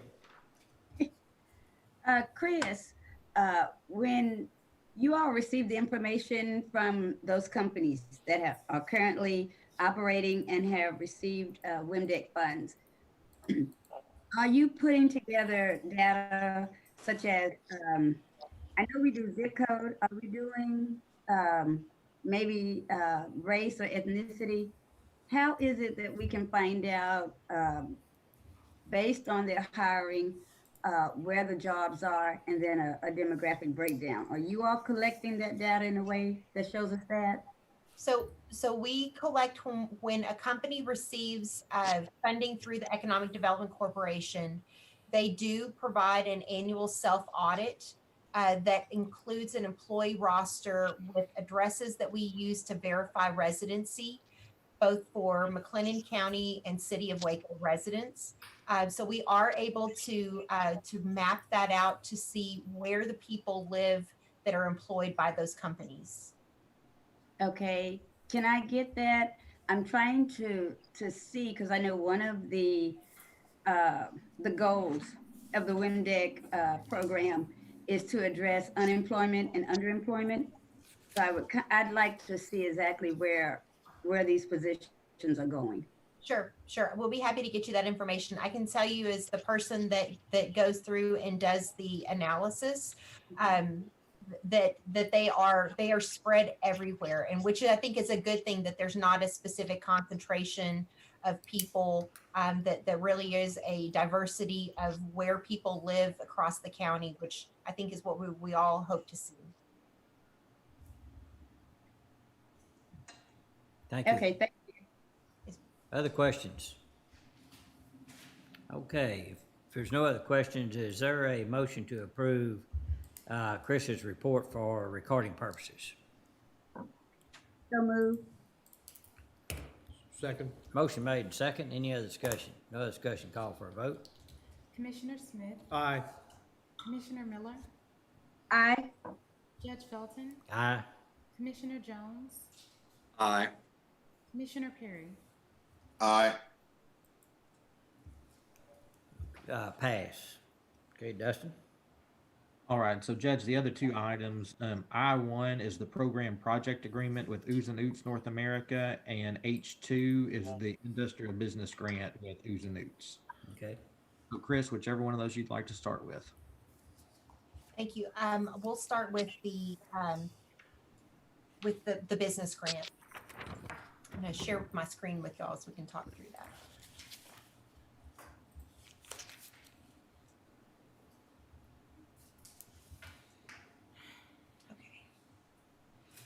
So what you have before you is an overview with Ooze and Oots North America. This is a privately owned fourth generation family run international business that's headquartered in Germany. They've been in operation for 109 years, moving into their 110th year. They do operate under several brands within the United States. But they are a vertically integrated company that specializes in the design and manufacture of flooring coverings. They do specifically for the commercial and industrial markets. They have 12 manufacturing facilities across the globe and employ more than 1,300 individuals.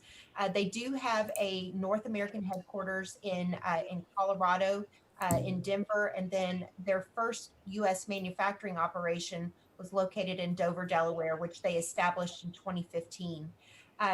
They are looking at growing their operations in North America and specifically targeting their growing client base in the Southwest United States. And as a result, working through the state of Texas and then narrowing down to communities across the state, they have selected Waco for their first Southwest U.S.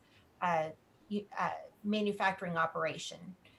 This picture that you see before you is the Dover, Delaware facility, and the Waco facility will be designed to have a similar, very modern feel to it. With this operation, they will relocate their R&D operations into Waco and will be relocating 3 senior staff members along with that. We're always glad that when a company is innovating in our community, that's a great opportunity for us to see additional growth and to be the trendsetter for their business moving forward. To give you some details about the project, it's a 15-acre site that they've identified at the corner of Texas Central Parkway and Mars Drive in Texas, the Texas Central Park. Their construction will be about 125,000 square feet of manufacturing and distribution space.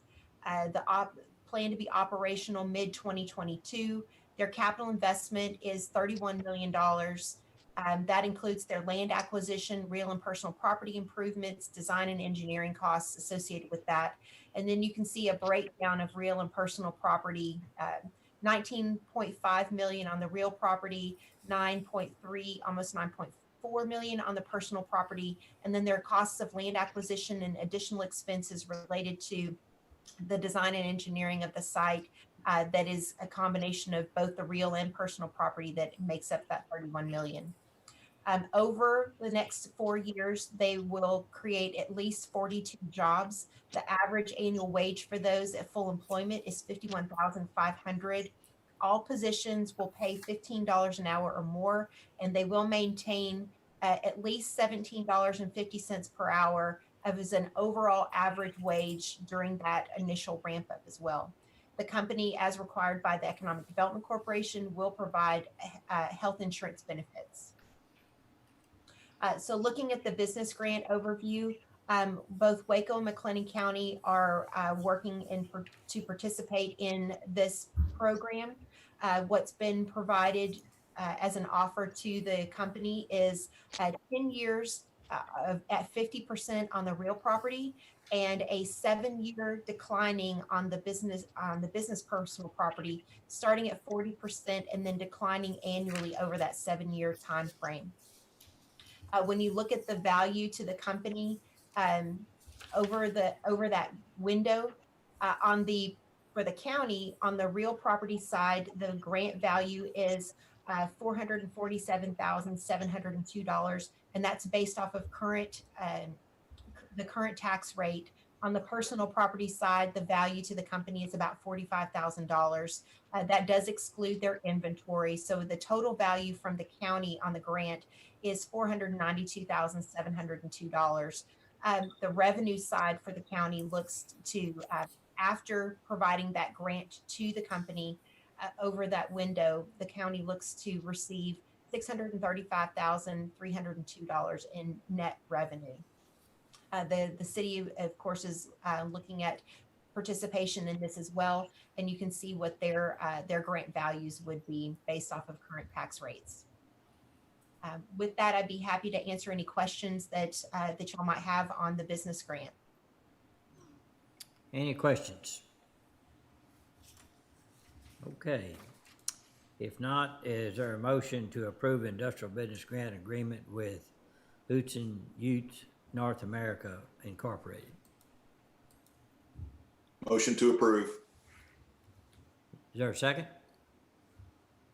Second. Motion been made and second. Any other discussion? No other discussion. Call for a vote. Commissioner Smith, Aye. Commissioner Miller, Aye. Judge Felton, Aye. Commissioner Jones, Aye. Commissioner Perry. Aye. Pass. Okay, Dustin?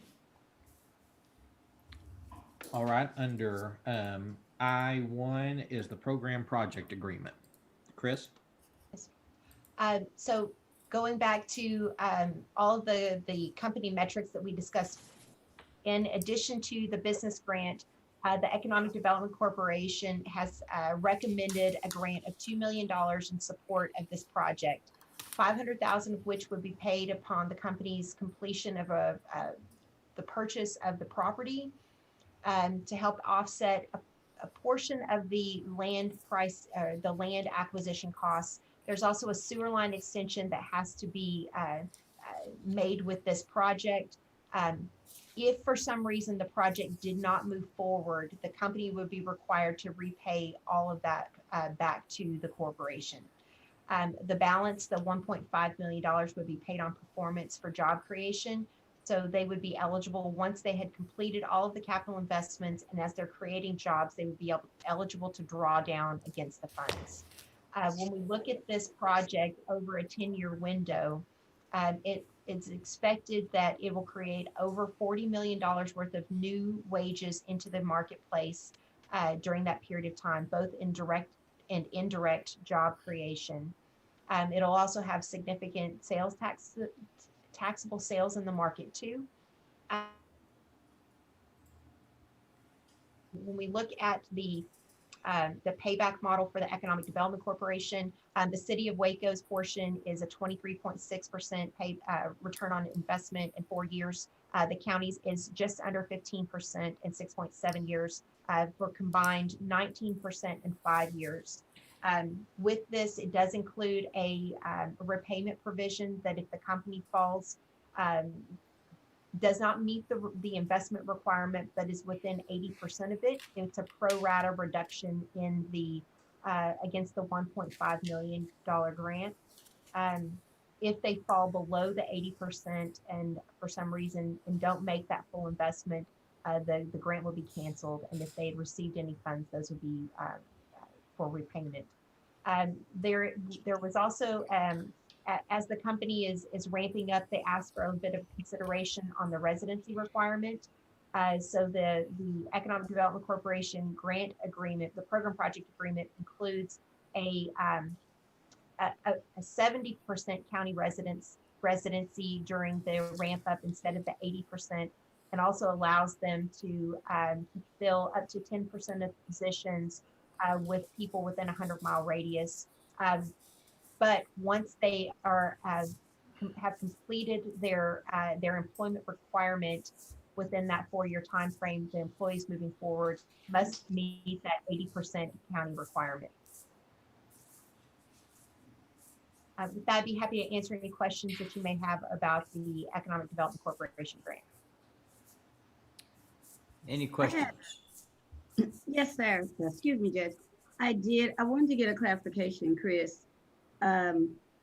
With the partnership for Windeck being the city of Waco and McLennan County, is there impediment to the expansion of industrial growth on the east side of the county? Do we have enough space on the eastern side where like Sharon Williams, Sanderson Farms, where those industries are located, to say that we could perhaps incentivize companies to go on that side of the county? Yes, ma'am. There's quite a bit of land on that side of the community as well. And to be clear, when a company is interested in sites, our economic development team puts a number of different properties in front of them across the county. So it's not that there's always a site in Texas Central Park that's identified. We do try to broaden their vision of the community by putting a lot of different properties in front of them. Ultimately, this was not an economic development corporation property. Uh-oh, she froze.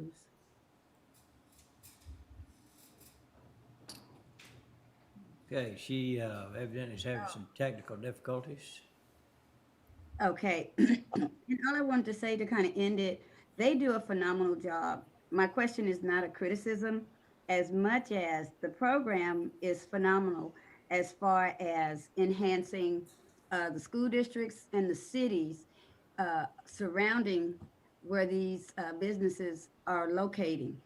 And if we can, I would just plead that we would try to enhance or increase the incentive. I know they're doing the best they can, and I know industries like perhaps coming to an area that's already easily conducive for what they want to do. But it's such a benefit for that type of industry to come into a community, whatever we can do to enhance the other side of the county. And perhaps, because like she said, it affects sales tax base, this project alone, $40 million into the market. I would just like to see that type of economic growth on the other side. I think it would just be a plus benefit to McLennan County. I know they're doing their best, but I did want to make that comment. Thank you, and I agree, it would be great. With Sherman Williams coming in there was a lot of infrastructure put in that area. It's gonna help move that property along faster. That is prime development property in that area. We also have the brick, which is in that same precinct, and all the areas around it that's been purchased by Waco Industrial Foundation for future development as well. So, I think we've got a real good inventory of property all around the county. And the Industrial Foundation is very cognizant of trying to place it not all in one area, but to look at all the assets that we've got. Commissioner, I'm sorry, Judge, I'm sorry, my tablet died, and so I apologize for dropping off, but I'm here and happy to answer any questions. I'm sorry that I didn't get to hear your full question, Commissioner Miller. Oh, it's okay. And I tell you what, Chris, not to prolong because we have a lengthy agenda, I'll reach out to you because my conversation does not have an impact on the vote this morning. So we'll just get together after the meeting. I don't have any more questions, and so I'll stop and another court member does. Thank you. Anyone else have any questions or comments? If not, is there a motion to approve the program project agreement with Utes and Utes North America? And Chris, you're gonna have to train me on how to pronounce that, I guess, but what's the pleasure of the court? So moved. Second. Motion been made and second. Any other discussion? No other discussion, call for a vote. Commissioner Smith, Aye.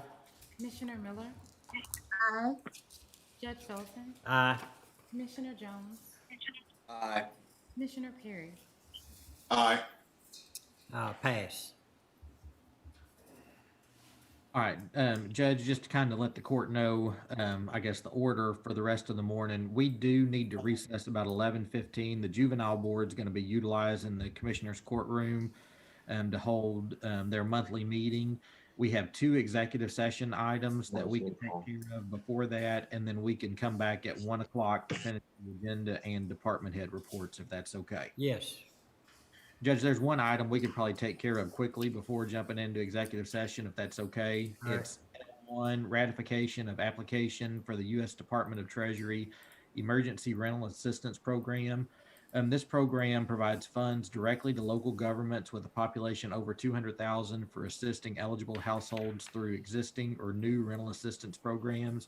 Francis just happened to receive notice of this last Monday, I believe, and there was a quick turnaround on filling out a form that would allow the payment to come directly to McLennan County instead of flowing through the state.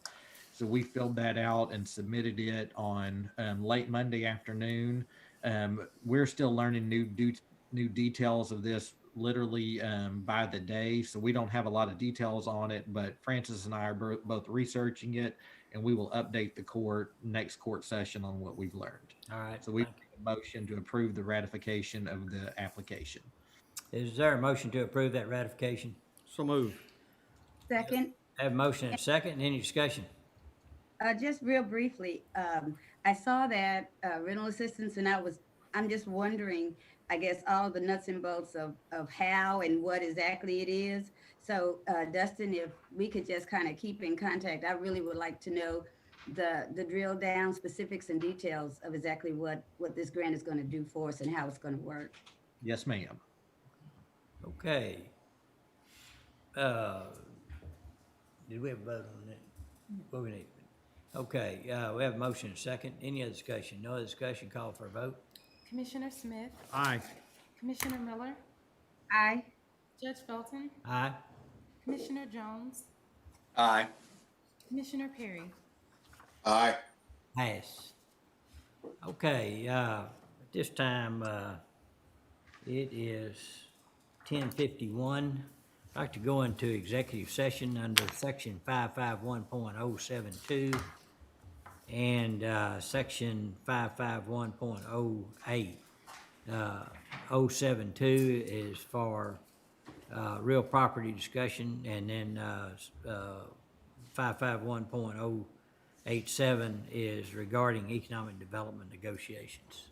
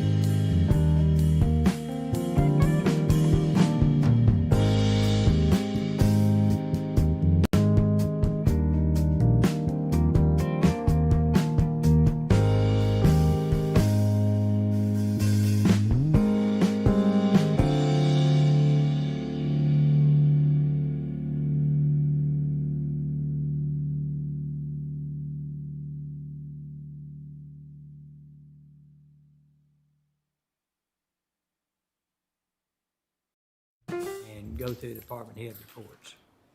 Thank you. 11:29.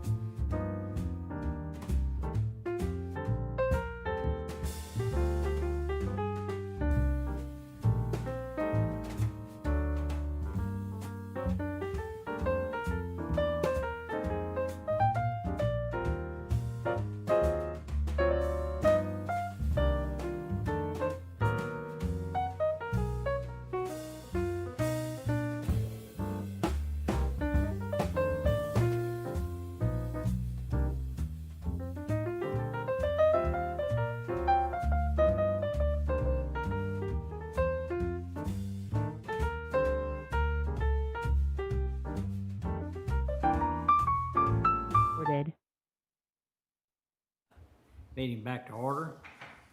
It's 1 p.m. So Dustin, I think we got an item under COVID we need to go back to. Yes, sir. If we could go back to 01, discussion and or action on matters regarding COVID-19, including but not limited to staffing and emergency appropriations. We've heard from Judge Hensley that she's going to be short-staffed due to COVID for a short amount of time. And so been visiting with Francis during the break, and there's a dollar placeholder in Judge Hensley's budget for part-time pay. And we can do a budget amendment right now to cover those funds, to allow her to go ahead and get a part-time person. She needs it now, not waiting the 2 weeks. So it does constitute an emergency under this COVID action item. And so we were thinking if we could maybe have her part-time pay for around 3 weeks, that would provide some coverage. So Francis, I'll turn it over to you.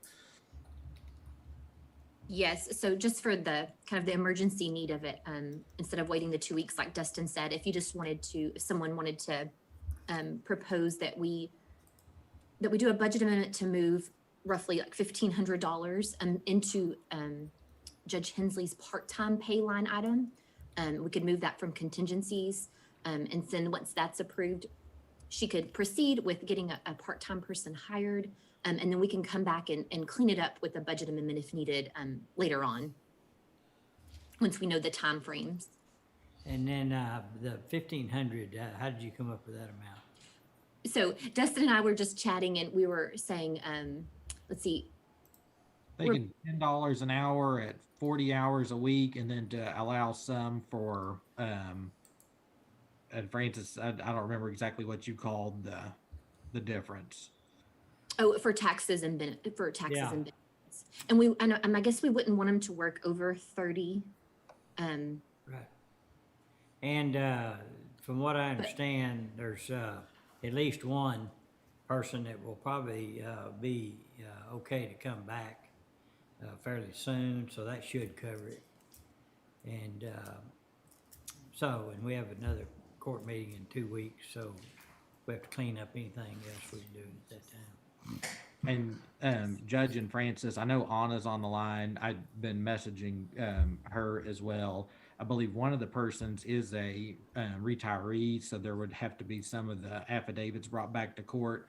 Francis, would you be comfortable? Could we include that in this approval? So I wonder if Anna has any thoughts on that. You know, that has to do with TCDRS, and I'm wondering, I don't know if that'd kind of be out of my control as far as. So could we have an approval subject to getting clearance that there's no policy violation regarding rehiring on a temporary basis farmer employees or retirees? Right, Judge, if we can get at least the affidavit signed prior to this person starting, and then just present those at a later court date, I wouldn't see an issue related to the retirement policy. I honestly just also need to double check with TCRS to see if this person actually withdrew their retirement.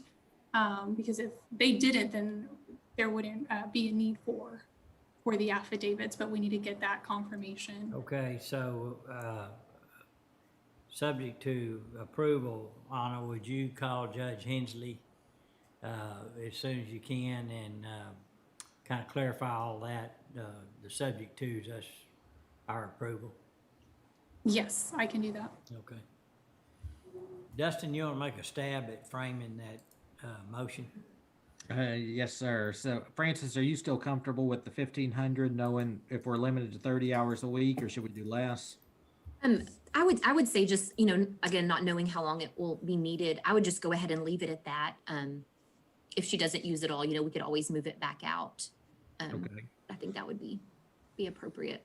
So I think a motion to approve a budget amendment transferring $1,500 from contingency into Judge Hensley's part-time line item, contingent on having the necessary approvals and affidavits for TCDRS purposes. Perfect. Okay, I would make that motion. Second. And we have a second. Any other discussion? No other discussion, call for a vote. Commissioner Smith, Aye. Commissioner Miller, Hang on, Chief Justice on. Go ahead. Judge Felton, Aye. Commissioner Jones, Aye. Commissioner Perry, Aye. Pass. Okay, let's see, we want to jump back to item, Judge, I believe M2 will be where we left off. okay, So it's Road and Bridge Precinct 4, acceptance of donated milled asphalt base from Texas Materials Incorporated. Zane? Yes, sir. TxDOT has been working on FM 3268, which is a state route near the Precinct 4 Road and Bridge barn. And they milled up a bunch of the asphalt road and are wanting to donate that to the county. And so this item before you is a request to accept the donated milled asphalt. There's approximately 3,500 tons of it, valued at $7,000. It's recommended that the county accept it. okay. So moved. All right, we have a motion. Is there a second? Second. Motion been made, second. Any other discussion? No other discussion, call for a vote. Commissioner Smith, Aye. Commissioner Miller, Aye. Judge Felton, Aye. Commissioner Jones, Aye. Commissioner Perry. Aye. Pass. Under M3, County Sheriff, authorization of application for aircraft hull and liability insurance with Star Company.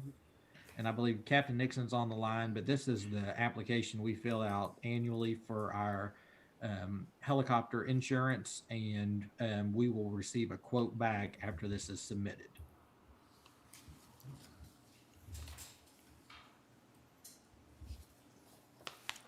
Okay, Captain, are you on? Yes, sir, I am. Okay, anything additional to add? No, sir, I don't. The application's been filled out. We'll just have to submit it now.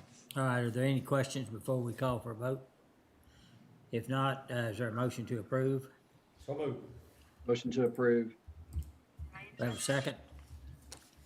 And we have a motion and a second. Call for a vote. Commissioner Smith, Aye. Commissioner Miller, Aye. Judge Felton, Aye. Commissioner Jones, Aye. Commissioner Perry. Aye. Pass. M4, County Treasurer, annual review and approval of McLennan County investment policy. Bill?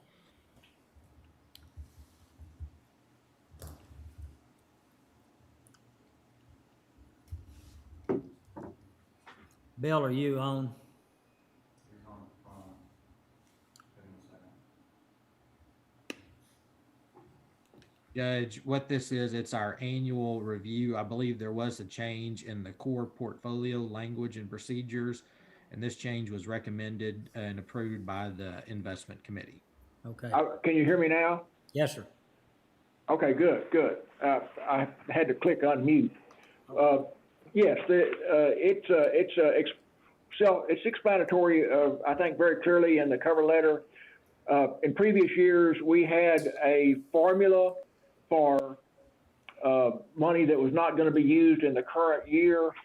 I just thought it would be a lot clearer if the investment committee would just identify that number, really a lot simpler and better. And so it was recommended by in an education course that I attended for investing, and from a guy that works for Hilltop Securities. I thought it was a great idea, and so that's what we've done. And other than that, there's really no significant changes in the investment policy. It's the same as last year. Okay, thank you. Any questions anyone have? What's the pleasure of the court? So moved. To approve the review. Is there a second? Second. Motion made second. Any other discussion? No other discussion, call for a vote. Commissioner Smith, Aye. Commissioner Miller, Aye. Judge Felton, Aye. Commissioner Jones, Aye. Commissioner Perry. Aye. Pass. M5, Information Technology, approval of order declaring certain property as not meeting the criteria for salvage or surplus and authorizing the disposal of said waste property. And I see Lisa, David, and Shaquinta on the line if one of y'all want to speak to it. Hi, this is Chiquinta. Good afternoon, everyone.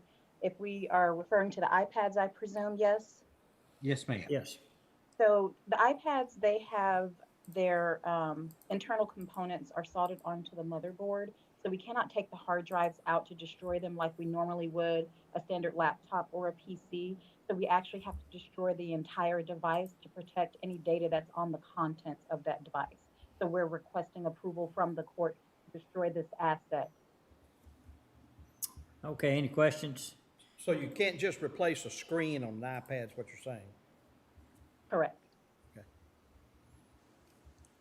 Not with how badly damaged these are. So even when you power them on, it's worse than spider web is how best I can describe it. Another one of them, it will not even power on. Okay. Any other questions? What happened to them? That's a great question. When we receive them back, sometimes there is information and other times we ask the same question and we're just told we're not sure. So we just receive them and store them in our loaner area and we process them when it's time to destroy them or set them up for loaners if they're still viable. Okay. Any other questions? What's the pleasure, of the court? Motion to approve the disposal of the waste property. We have a motion and a second. Any other discussion? No other discussion, call for a vote. Commissioner Smith, Aye. Commissioner Miller, Aye. Judge Felton, Aye. Commissioner Jones, Aye. Commissioner Perry. Aye. All right, we'll hold item N for a little bit and moving down to O. Under O2, discussion and or action regarding deferring payroll tax obligations. Judge, we'll need to keep this deferred again. Okay, I'll make a motion to defer. Is there a second? Second. Are we sure we just don't want to pull this? I mean, I don't believe it's gonna happen. Well, if it did, we could always put it back on, I guess. I don't have a problem with it, pull with no action. Is anyone else? No. All right. Mr. Jones, go ahead. No, sorry. Did you have something, Dustin, to say? I was just going to move on to the next item, Judge. Okay, all right, go ahead. Under O3, discussion regarding healthcare plan audit and related engagement agreement with Messier 42 LLC. And we are continuing to work on this. I know Commissioner Jones has had some discussions with Baylor Scott and White and with M42. So we would request that we defer. Motion to defer. Second. Motion made, second. Any other discussion? No other discussion, call for a vote. Commissioner Smith, Aye. Commissioner Miller, Aye. Judge Felton, Aye. Commissioner Jones, Aye. Commissioner Perry. Aye. Pass. O4, authorization of appointments to the Criminal Justice Advisory Committee. I know the court had requested some recommendations from HotCog. They provided one name, Jessica Rodriguez from the Waco Police Department, and the second person they had recommended is unable to serve. They're looking for an additional recommendation there. So I don't know if the court would like to move forward with the one, and we can put this back on the agenda when we hear back from HotCog. I would recommend that, and I did read her resume, very impressive and willing to serve. So I would make a motion that we approve Ms. Rodriguez to take that position on the committee. Is there Second. Motion been made, second. Any other discussion? No other discussion, call for a vote. Commissioner Smith, Aye. Commissioner Miller, Aye. Judge Felton, Aye. Commissioner Jones, Aye. Commissioner Perry. Aye. Pass. 05, discussion and action on extended the COVID-19 state of disaster and public health emergency declaration through February 28th, 2021. This order would extend it and match what the city of Waco is doing through February 28th, 2021. Okay, is there a motion to approve the extension of the declaration? So moved.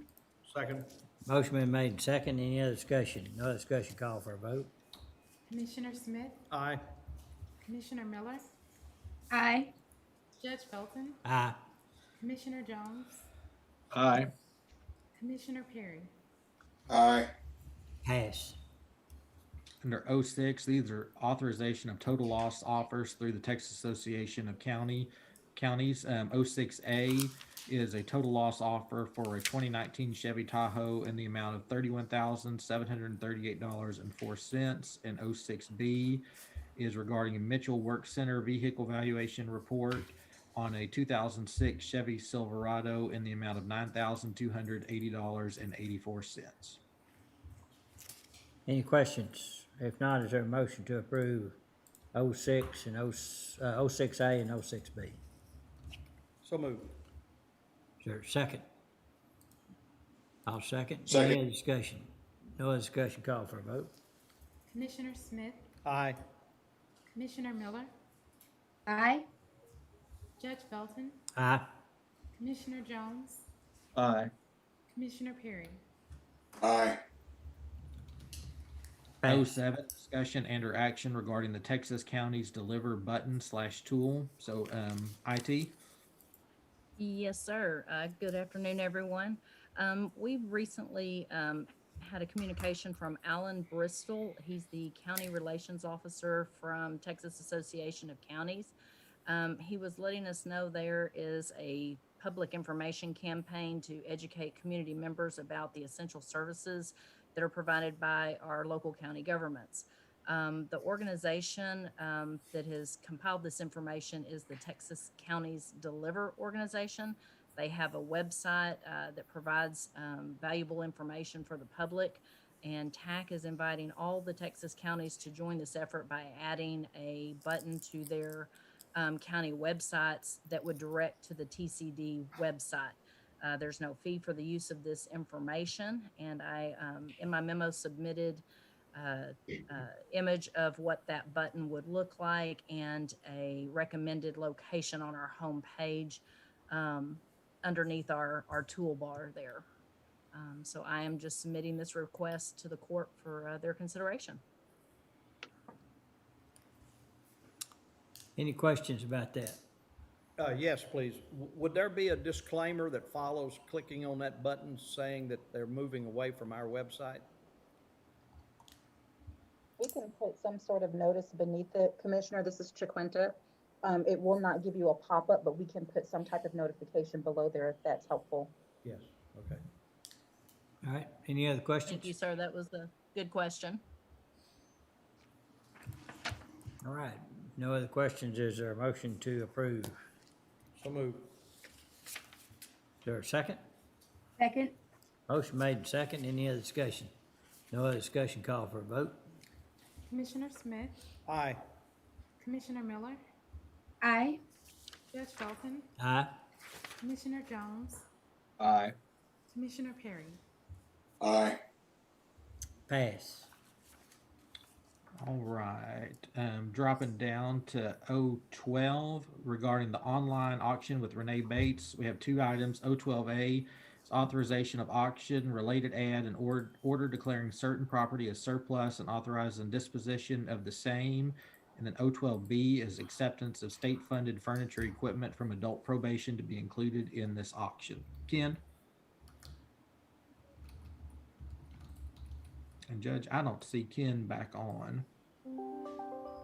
So it's purchasing has 18 lots ready for this auction, which is scheduled to begin on January 22nd and ending on February 5th. It has items from adult probation and then some of the things that have been stored at the Cobb's building. And the ad is set to run on January 22nd, 29th, and February the 5th. Okay, any questions? there a motion to approve? So moved. Is there a second? Second. Motion been made second. Any other discussion? No discussion, call for a vote.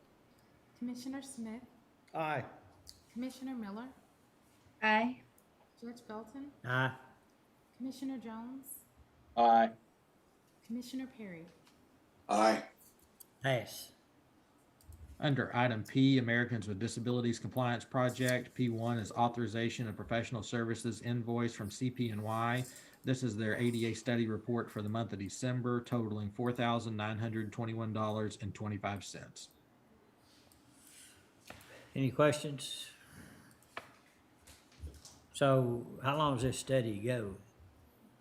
It will go on until we are completed with all of our ADA projects under the Project Civic Access. And so, Judge, we still have to turn attention to some of the buildings that weren't studied by the DOJ when they came out. Right. CP&Y has completed their study of the records building, so that's something we just need to work through in Okay. getting that work scheduled. Okay, so we can check that one off. Yes, sir. Yes, sir. That's right. Okay. All right, what's the pleasure of the court? I move to approve. Is there a second? Second. Any other questions? If not, call for a vote. Commissioner Smith, Aye. Commissioner Miller, Aye. Judge Felton, Aye. Commissioner Jones, Commissioner. Aye. Commissioner Perry. Aye. Pass. Under item Q, McLennan County Venue Project, Q1, regarding the architectural services agreement with Populous. Q1A is authorization of professional service invoice for their December services totaling $15,000 for extended construction administration services. And Ken and I have both reviewed this. Okay, any questions? What's the pleasure of the court? Motion to approve. Is there a second? Second. Motion made second. Any other discussion? No discussion, call for a vote. Commissioner Smith, Aye. Commissioner Miller, Aye. Judge Felton, Aye. Commissioner Jones, So this one too? Aye. Commissioner Perry. Aye. Pass. All right, under item R, McLennan County Radio Tower Project, R1, authorization of communication site lease agreement with Department of Public Safety. And we're still waiting on this documentation to be returned by the DPS, so we ask that it be deferred. Okay, is there a motion? Okay, I have a motion to defer. Is there a second? Second. Motion made and second. Any other discussion? No discussion, call for a vote. Commissioner Smith, Aye. Commissioner Miller, Aye. Judge Felton, Aye. Commissioner Jones, Aye. Commissioner Perry. Aye. Pass. Under R2, authorization of additional expenditures related to Gulf Coast Steeplejack Incorporated antenna installation for Precinct 1. The judge, Gulf Coast Steeplejack had sent a large crew and several trucks here to do some work back in August. Upon arrival, some of the parts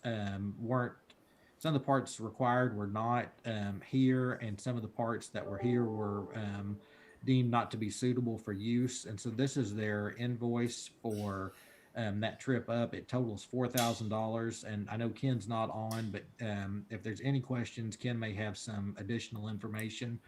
But we do make a recommendation that it be approved. Any questions?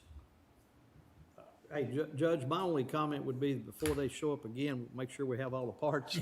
Yeah, well, that is exactly right. And what happened is we had some change in personnel and all when Wayne left, and I think it just dropped between the cracks. But I think since then everybody's on. They understand that, and hate that it happened.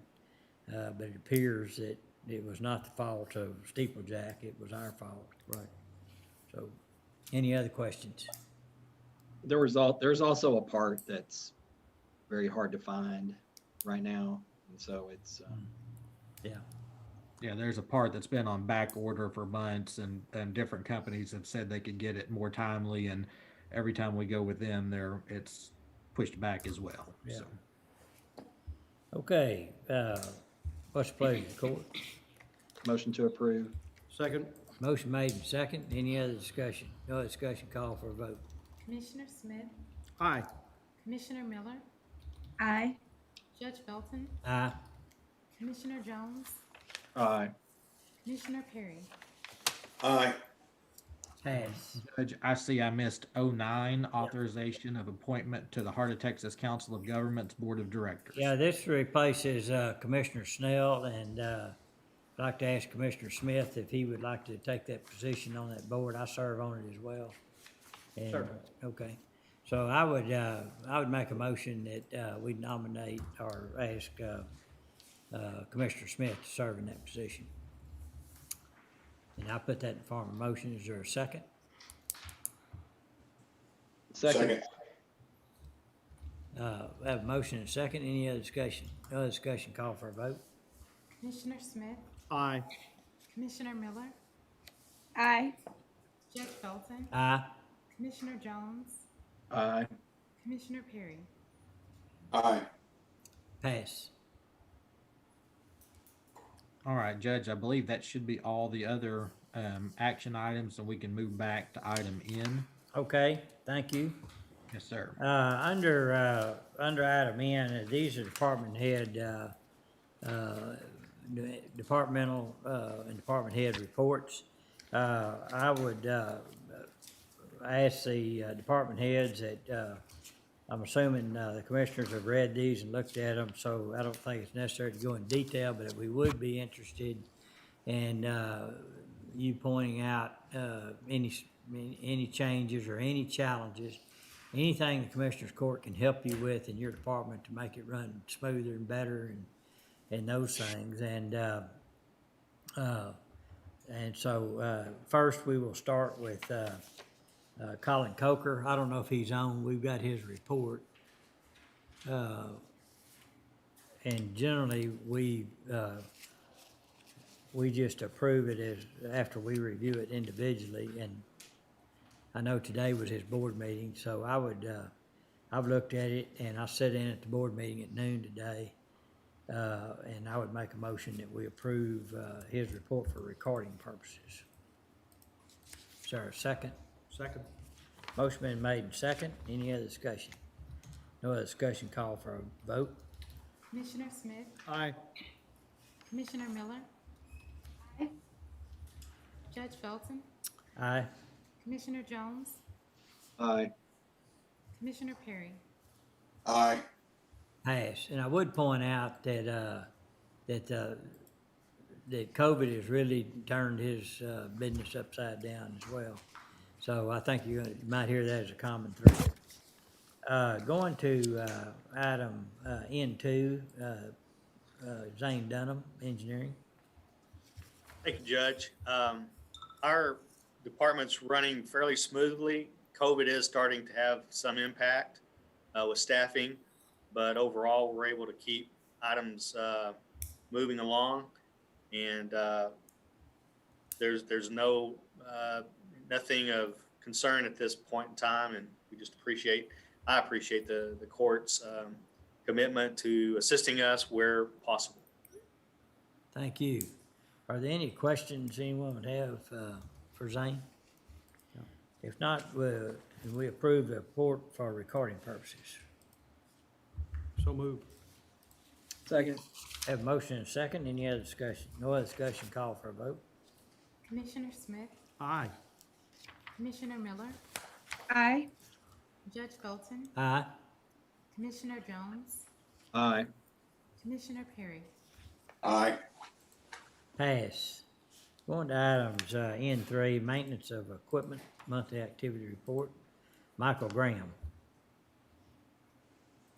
Good afternoon. How are you? Doing well, and y'all? Good, good. See if I can share this report here.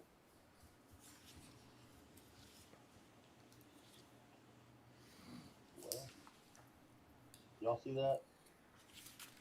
I don't think that works. It's not on. There we go. There it comes. Yes, sir. No. Pitch till you win. Well, I don't, this is not working very easily. Okay, we'll go ahead and proceed. On the radio shop side of things, we did 93 jail repairs from September to December. We've done 35 vehicle installs and equipment repairs on vehicles, 258 man hours, quite a bit of time working in vehicles here lately. The radio projects and repairs, that shows 35. That does not include the hours or anything to do with the tower project. That's just extra radio repairs that have been done here in our shop.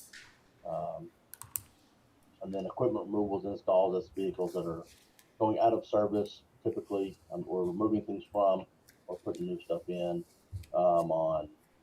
in the jail where we need to install new audio video equipment or whatever. Radio tower project, things are going good. Aviat recently came down and installed the microwave link equipment between towers at 1, 2, and the Hart, Texas tower. Precinct 4, should have the FAA result back in February on the study there for that tower. There was a little bit of hiccup with the McGregor Airport and the tower being posted there in a flight approach path. But with so many hurdles that we have there, it shouldn't be an issue. The sign shop has stayed busy. Seen a little bit of a downturn in some of the sign making last couple of months, but that's starting to pick back up. And then over in the vehicle maintenance shop, staying pretty busy there as well.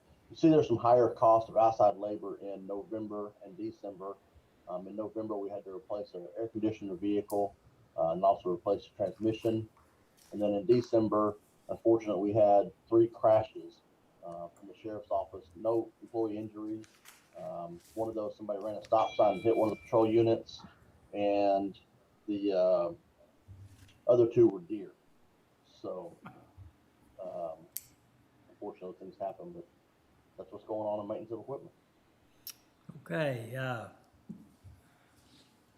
well, y'all are just getting started. I know it's good to get a lot of your, get the garage, I guess it's all finished. Yes, sir, the garage is Everything finished and up and going. works good there? Yes, sir. Okay. Any questions anyone have? If not, is there a motion to approve for recording purposes? So move. Is there a second? Second. Motion been made and second. Any other discussion? No other discussion, call for a vote. Commissioner Smith, Aye. Commissioner Miller. Aye. Judge Felton, Aye.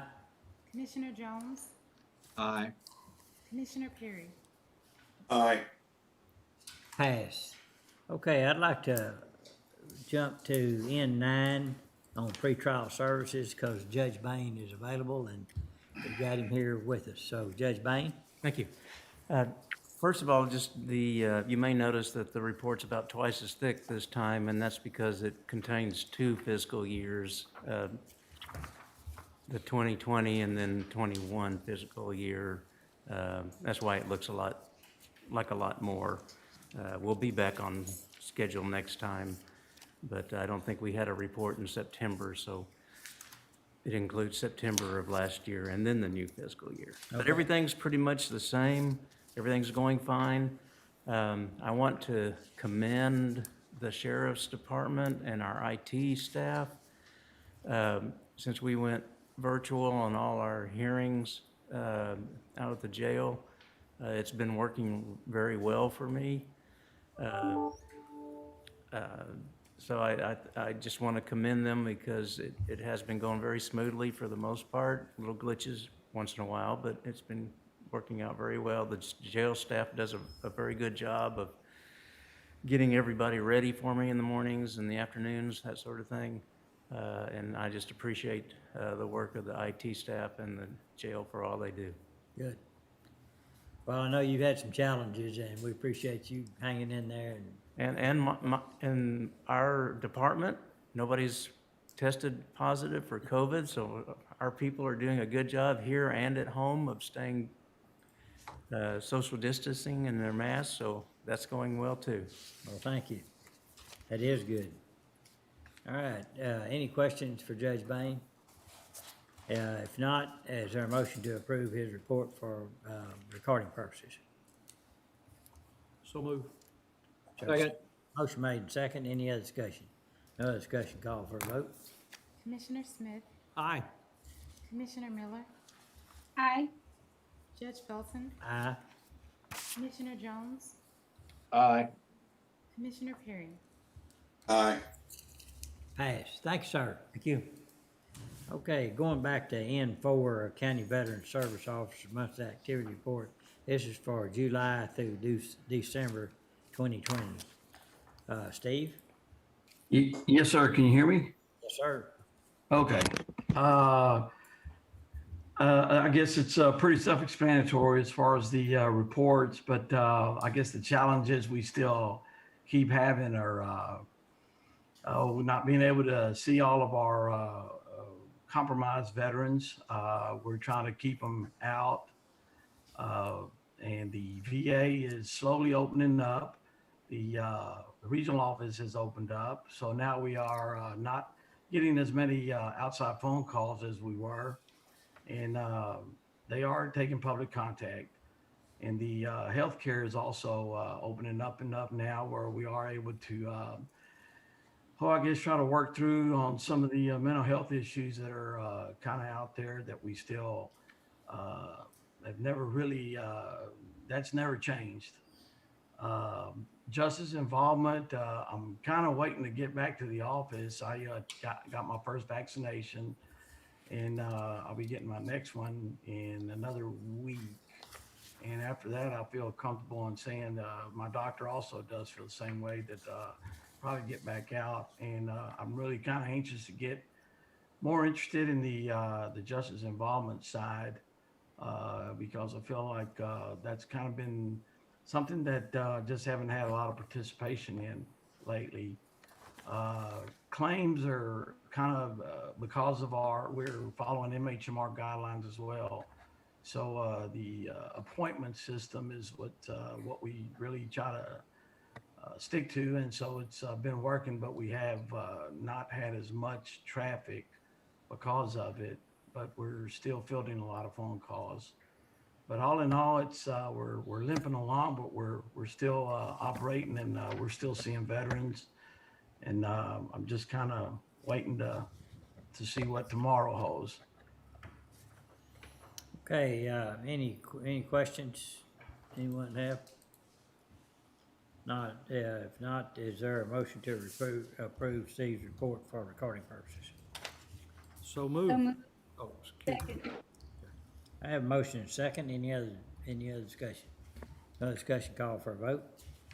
Commissioner Smith, Aye. Commissioner Miller, Aye. Judge Felton, Aye. Commissioner Jones, Aye. Commissioner Perry. Okay, pass. Did Ken Bass ever get back on? He is. All right, Ken. Your monthly activity report, October through December. Judge, he was having some issues with his, but I think he's on now. Okay. Yes, sir, I'm here. Okay. Sorry, I'm just having technical difficulties. Okay. This, from October through the end of December, we processed around 1,800 purchase orders. I've been continuing to set in on the P3 monthly phone calls, them getting ready for that they have the bid out for our electrical services, and they're rapidly coming to a resolution on that. I've been working with John and Justin and others on the tower projects, trying to keep them moving forward. I think we're doing pretty good. I do believe, we've already covered part of that, but I do believe we have everything in-house now to make the installation of the antennas for precinct 1 and precinct 2. Share with the court, I've been working on a travel card policy, been working with the auditor's office, and hope to get that whipped into shape here soon that I can present to the court for your review. I did attend a virtual conference hosted by TEXPA for my continuing education hours. It's the first time I've attended a virtual conference. I have had a couple of conversations with Tim Jeske with the Hot Cog. They're working on a bid for the tower in Woodway, and I've been trying to help him with information to put a bid together. We are in the, we've already released, after December 31, we've released the bid for the ADA remodel for MHMR, and actually we'll be having the pre-bid meeting on Thursday at 10 o'clock for that. And we've been in the process of releasing the road materials bids for here at the 1st of January. So that's kind of where we're at.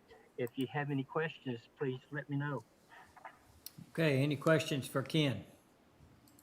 If not, is there a motion to approve for recording purposes? So move. Is there a second? Second. Motion made and second. Any discussion? No discussion, call for a vote. Commissioner Smith, Aye. Commissioner Miller, Aye. Judge Felton, Aye. Commissioner Jones, Aye. Commissioner Perry. Aye. Pass. All right, going to N6 under Information Technology, Monthly Activity Report. Does that need to be deferred? Okay, okay, is there a motion to defer N6? So move. Second. Motion made second. Any other discussion? No discussion, call for a vote. Commissioner Smith, Aye. Commissioner Miller, Aye. Judge Felton, Aye. Commissioner Jones, Aye. Commissioner Perry. Aye. Pass. Under N7's Mental Health Court Services Monthly Activity Reports for September through December. Mary Allen.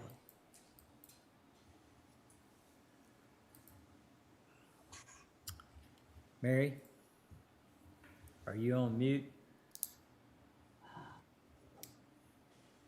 I think I am. Can you hear me now? I can hear you now. Okay, yeah, it was on mute. I don't know where the camera is, so let's see. Oh, there it goes. Sorry. There it is. Okay, there you go. Very good. Okay, you all have my reports from September to December. And I'm just going to highlight some of the activities in the Mental Health Court Services Department, since you all have the numbers in front of you. Okay. I would like to mention, first of all, that Oceans Behavioral Hospital has been in Waco since February of 2020 and has been filing civil mental incompetency cases since March of 2020. This has increased our civil mental incompetency cases filed by about 23%. Out of the 325 cases, they filed 74 in FY20. The current trend for filed civil commitments from local psychiatric facilities, hospitals, and the VA are higher than in past years, possibly due to COVID. That may attribute to depression, anxiety, and other mental disorders. There were 243 cases filed in 2019 and 383 filed cases in calendar year 2020. That's an increase of over 50%. with December being the highest generally due to the holidays. There's a lot of depression during the holidays. Going down to the next line, the out-of-county transports have decreased from 37 in 2019 to 24 in 2020. When McLennan County psychiatric facilities are at capacity, patients are transported out of county. Now that Oceans Behavior Hospital in Waco is accepting patients, it should alleviate some of the out-of-county transports that we were doing in the past. Not all of them, but some of them. And then moving forward to FY21, the number of filed cases from October to December of 2020 was almost double. October, there was 29 filed cases, and then December, there was 51 filed cases. Then I'm going to move down to the next part of the report, the probate section, probate and guardianships. The next section for probates filed through September of FY 2020 was almost double too. Wait a minute. Oh, was 599 probates and 61 guardianships, with a total of 660 probates filed and 58 guardianships in the calendar year of 2020. Now that's the calendar year. That's an increase of 9% in probates for calendar year 2019 and a 16% increase in guardianships. If you'll look at the second page, it has some out-of-county mental health court costs. The FY20 second page, you have that in front of you. McLennan County paid for FY20 a total of $61,107, and that was mostly to Bell and Travis County. We have psych facilities in both of those counties. When our facilities are full, we have to send them out of county. Also in FY19, McLennan County paid $46,747 in out-of-county court cost. To date, this fiscal year, in the total court cost column, McLennan has paid $12,793, which is a decrease. We hope this downward trend continues. And if you should have any questions about the report, I would be happy to answer them. Okay, thank you, Mary. Any questions anyone have? All right, is there a motion to approve for recording purposes? So moved. Is there a second? Second. Motion been made and second. Any other discussion? No other discussion, call for a vote. Commissioner Smith, Aye. Commissioner Miller, Aye. Judge Felton, Aye. Commissioner Jones, Aye. Commissioner Perry. Aye. Pass. Thank you for your time.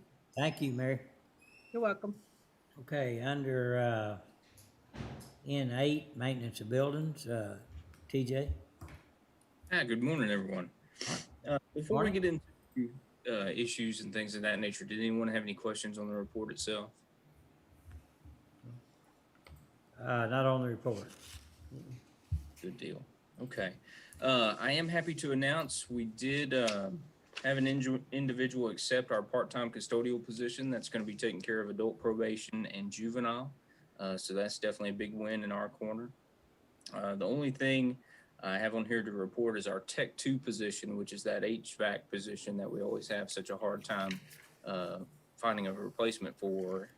We still have not received a single applicant for that position. So at some point in time over the next month or two, I'll probably come back to court with an amendment to move some funding back over to our training budget and send one of our Tech 1s to the schooling up in Arlington to get that done. Other than that, no major issues. Everything seems to be smooth right now. Knock on wood, of course. Any questions for me? Any questions? Okay, thank you, TJ. Is there a motion to approve TJ's report for recording purposes? So moved. Second. Motion been made and second. Any other discussion? No discussion, call for a vote. Commissioner Smith, Aye. Commissioner Miller, Aye. Judge Felton, Aye. Commissioner Jones, Aye. Commissioner Perry. Aye. Pass. Under N10, under Human Resources Monthly Activity Report from October through December. Anna?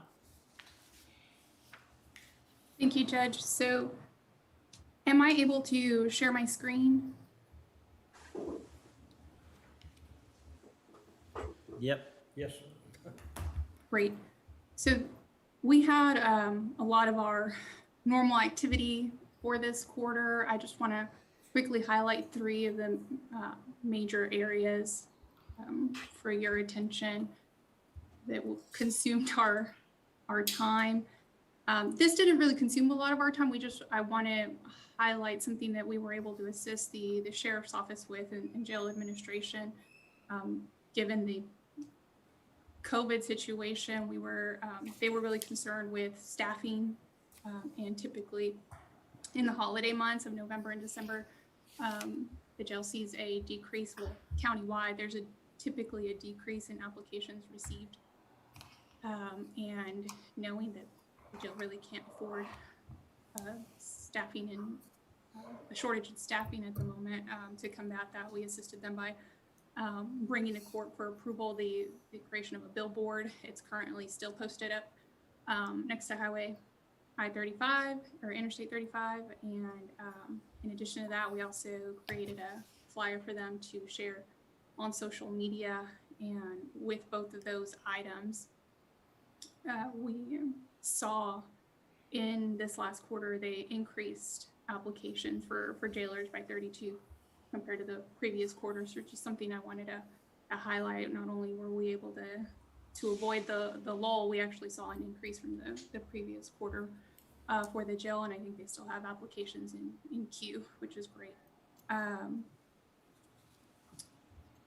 also wanted to highlight our open enrollment activity, which consumed the majority of our last quarter. It was a new online enrollment system. I think considering the newness and the speed at which we had to conduct it and administer it, I think it went fairly smoothly. And an item I want to highlight on this slide in particular is the comparison for enrollment in each benefit. I think it helped employees to be able to view all their options in that 2-week window and able to view it from home and possibly see it with family. That we had much higher enrollment in our plans, specifically in life insurance. It looks like our employees decided to get some more guarantees for their income via life insurance and disability insurance. We don't have a significant change in workforce from last enrollment to now, and so this is purely just an increase in enrollment in all these benefits. So I wanted to be sure to explain that particular graphic, those blue bars there, that's this year's enrollment, and you can see it's higher in all of those plan areas, which I think it's great that our employees are taking advantage of our benefits. In addition to highlighting that, I also wanted to review here just a quick overview of open enrollment and everything that was completed, not just with the online system, but we were also able to transition to our new third-party administrators, Cigna for dental and UHC for almost every other benefit. And that's, of course, something that went through court for approval. What's currently still pending related to benefits in that transition is our summary plan description. We are checking in with our consultant, Randy, often just to see what the status is of that. And it is still underway, closer to being done by the day. And of course, we'll present that to court when it's ready to go. I wanted to highlight issues in areas where we found there could have been improvement with this. We collaborated with the auditor's office and the treasurer's office and the 3 departments together. We've been kind of compiling a list of issues or obstacles we've encountered throughout the enrollment process. And these are a few of those, and we hope to be able to reference those moving forward to continue this online system. And as it relates to challenges that we encountered that the court could help us with, the court did help us. The judge's office got involved and helped us facilitate that communication we needed from the beginning in our planning stages with our partnering offices, the treasurers and the auditor's office. So I want to thank the court for that. That really helped move things along and get the pieces moving. Another item I want to be sure to highlight, which is another big piece of time that the HR office is consumed with, and that's our COVID activity and administering leave for employees. And again, as far as what the court can help us with, you already have, we've presented leave extensions to the court, and that's been approved. And we know that that's extremely helpful to employees. A number I didn't provide on this presentation was just the number of employees who needed leave this past year, whether it was related to a school closure or they had a family member positive or they themselves were positive. It's 471 full-time employees that have used this leave. So we know that it's a necessity. So again, we thank the court for providing that benefit to our employees. That it is much needed. Do I have any questions from the court on the presentation? Because if not, I have another item to discuss. Okay, thank you. Any questions anyone would have on her report? Let me get a motion on this one to approve for recording, and then we'll take up your other item. Okay. Okay, if there's no questions, is there a motion to approve Anna's report for recording purposes? Is there a second? Second. Motion made and second. Any other discussion? No other discussion, call for a vote. Commissioner Smith, Aye. Commissioner Miller, Aye. Judge Dalton, Aye. Commissioner Jones, Aye. Commissioner Perry. Aye. Pass. Okay, Anna, you have the floor. And this is just for me asking clarity on the item that was previously discussed in court for JP One Place One on behalf of Judge Hensley. There was approval to move forward with that part-time position, but just for specifics and details sake, I just wanted to be sure that we could have the max rate at $10 for that position. Also, since her need is pretty immediate, given her circumstances, if it was also the court's intention to not require the posting of the position. So those are two items I wanted some clarification for. Okay. Is there a motion to add those exceptions to the original approval? So moved. Is there a second? Second. Motion made and second. Any other discussion? No discussion, call for a vote. Commissioner Smith, Aye. Commissioner Miller, Aye. Judge Dalton, Aye. Commissioner Jones, Aye. Commissioner Perry. Aye. Pass. Thank you. Thank you, Anna. Thank you. Okay, under N1's Health Services, the monthly activity report, October through December. We have Heather here. I want to point out that in the agenda notes, there were two other pages, 3 and 4, that were accidentally omitted, but they are in your bookmark agenda items. Good afternoon. Good afternoon. It's been a long day. Yes, it is. I'll try to be quick. Despite impacts to staffing as a result of COVID, we've still been busy. We've really worked hard to get out and engage the community and just kind of re-educate and connect with our partners out there. And so I kind of highlighted some of the organizations that we've met with or interacted with, the ones that I thought were pretty impactful in the quarterly report, but it's not all inclusive by any means.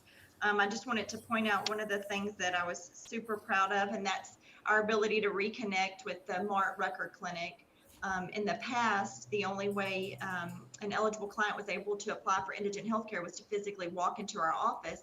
And because we've kind of changed our application and access to services, we've been able to reconnect with them, and now we're going to open back up a referral process with them. So residents out in that community can utilize the Rucker Clinic, but have the benefit of the indigent healthcare program for a financial source. So super proud of that. With our pauper cremation program, we've been able since October 1st to collect over $7,000 in reimbursements, and that's just from resources that we've been able to tap into for decedents that have passed, money left in their trust fund accounts, checking accounts, things like that. And that's not money that's tied to any, live-in family member such as a spouse or anything like that. So that's just money that would potentially get sent back to the state. And we've secured a really good process with the Lakeshore Funeral Home to process that. And so far, I think we're pretty successful. Good. Any questions about any of that? We've also been working on updating our Restland Cemetery audit. So just to keep you guys informed and up to date, we have roughly 130 to 150 grave sites left out there. And this is just information only. I was curious. We process about 15 burials a year, so that leaves us approximately around 9 years, and that's not counting whenever we bury the remains from a cremation, which we can get 4 into a slot. So just to kind of give you guys an idea of, where a timeline we need to be potentially looking at something in the future, we should have about 9 years left. Okay, thank you. And that's all the high points, I think, from the main agenda items. I've added a few little things to the monthly report just to kind of help you see some different numbers. So versus just looking at applications we're approving for like indigent healthcare, I've added a column for applications received, just so you see actually how many applications we're processing, not just how many are being approved or denied, because sometimes they're pending, we're waiting on information. So there's a little more to that. We've also started tracking our referral resources to just kind of gauge our outreach efforts to see where we're successful and where we're not.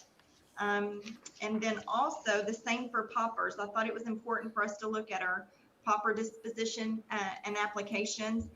Like in the month of December, we received 20 applications for paupers. Although we only successfully, accepted 14, we still processed and worked 20, which is a very lengthy, time-sensitive process. So, but that kind of sums up the high points for just the quarterly report, and then I have a couple of items for discussion.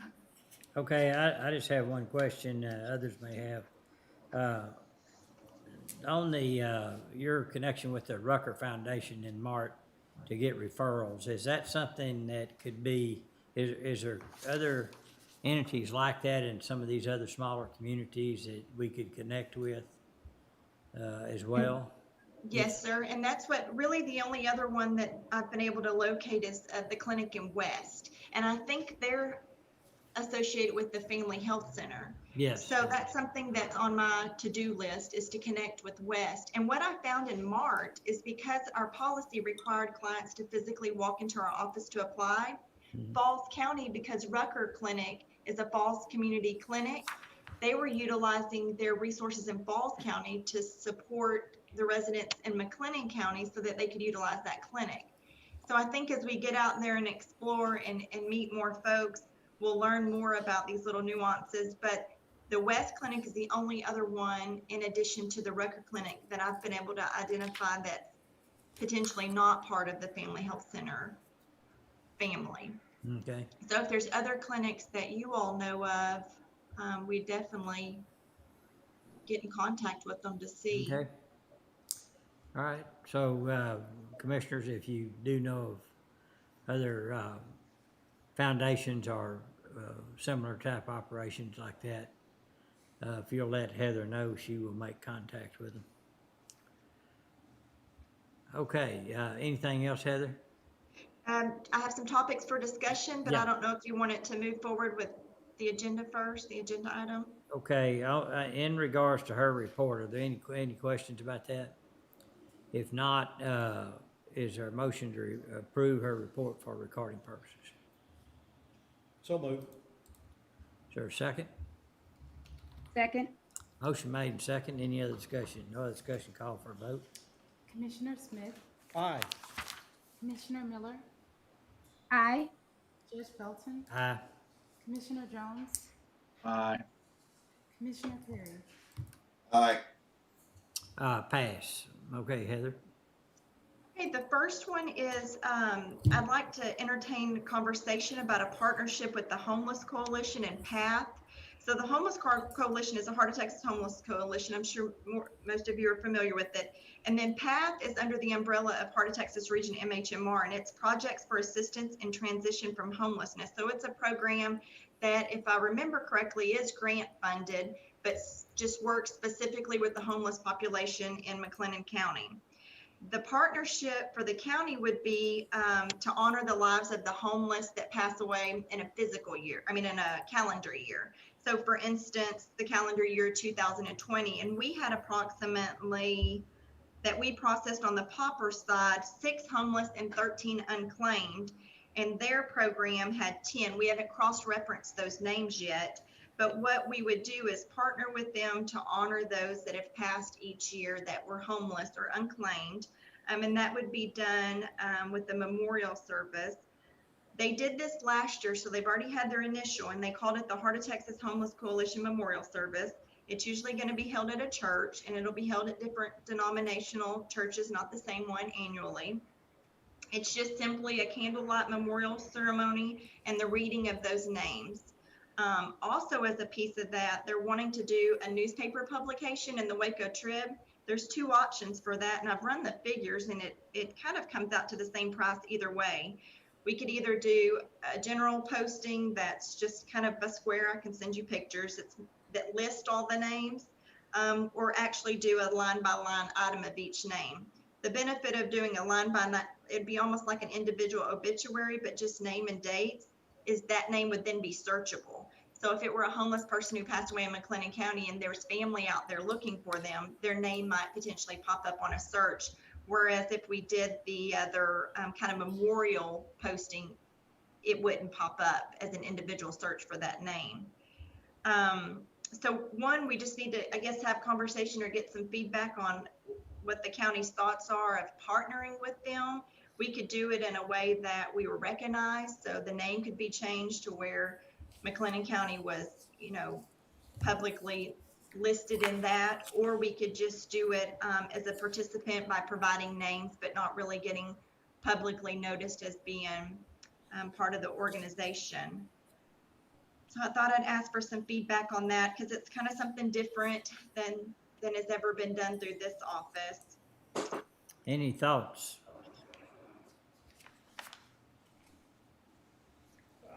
I think it makes good sense to list the names so that anyone, as you mentioned, that searching for them, a loved one that might be able to, connect somehow.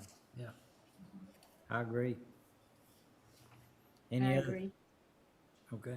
Would there be a date associated with a passing in that? Mm-hmm. And I've also checked with Dustin to find out, if I wasn't so much familiar with HIPAA, after death. And so we don't have any concerns with releasing the names per HIPAA. But yes, it would, be the birth date and the death date, just kind of as a general, normal, short version. Yeah. Obituary. Okay. Yeah, I agree. And if we partnered with them in a way that we wanted public recognition or that we were recognized for publicly being associated, and we did that, that would, we would want to consider our part and the cost associated with that publication. And we're looking at roughly $250, $275 annually. Right. And I think with the resources the revenue that we're bringing back into the pauper line item, we might be able to, swing that and still stay in budget. Right. I don't think the court would have a problem with that. I think when you nail that down, just bring it back and we'll get it approved through court. Okay. One other little piece of that is there's also a database called HMIS, which is Homeless Management Inventory System. I don't know if any of you are familiar with it. I was not.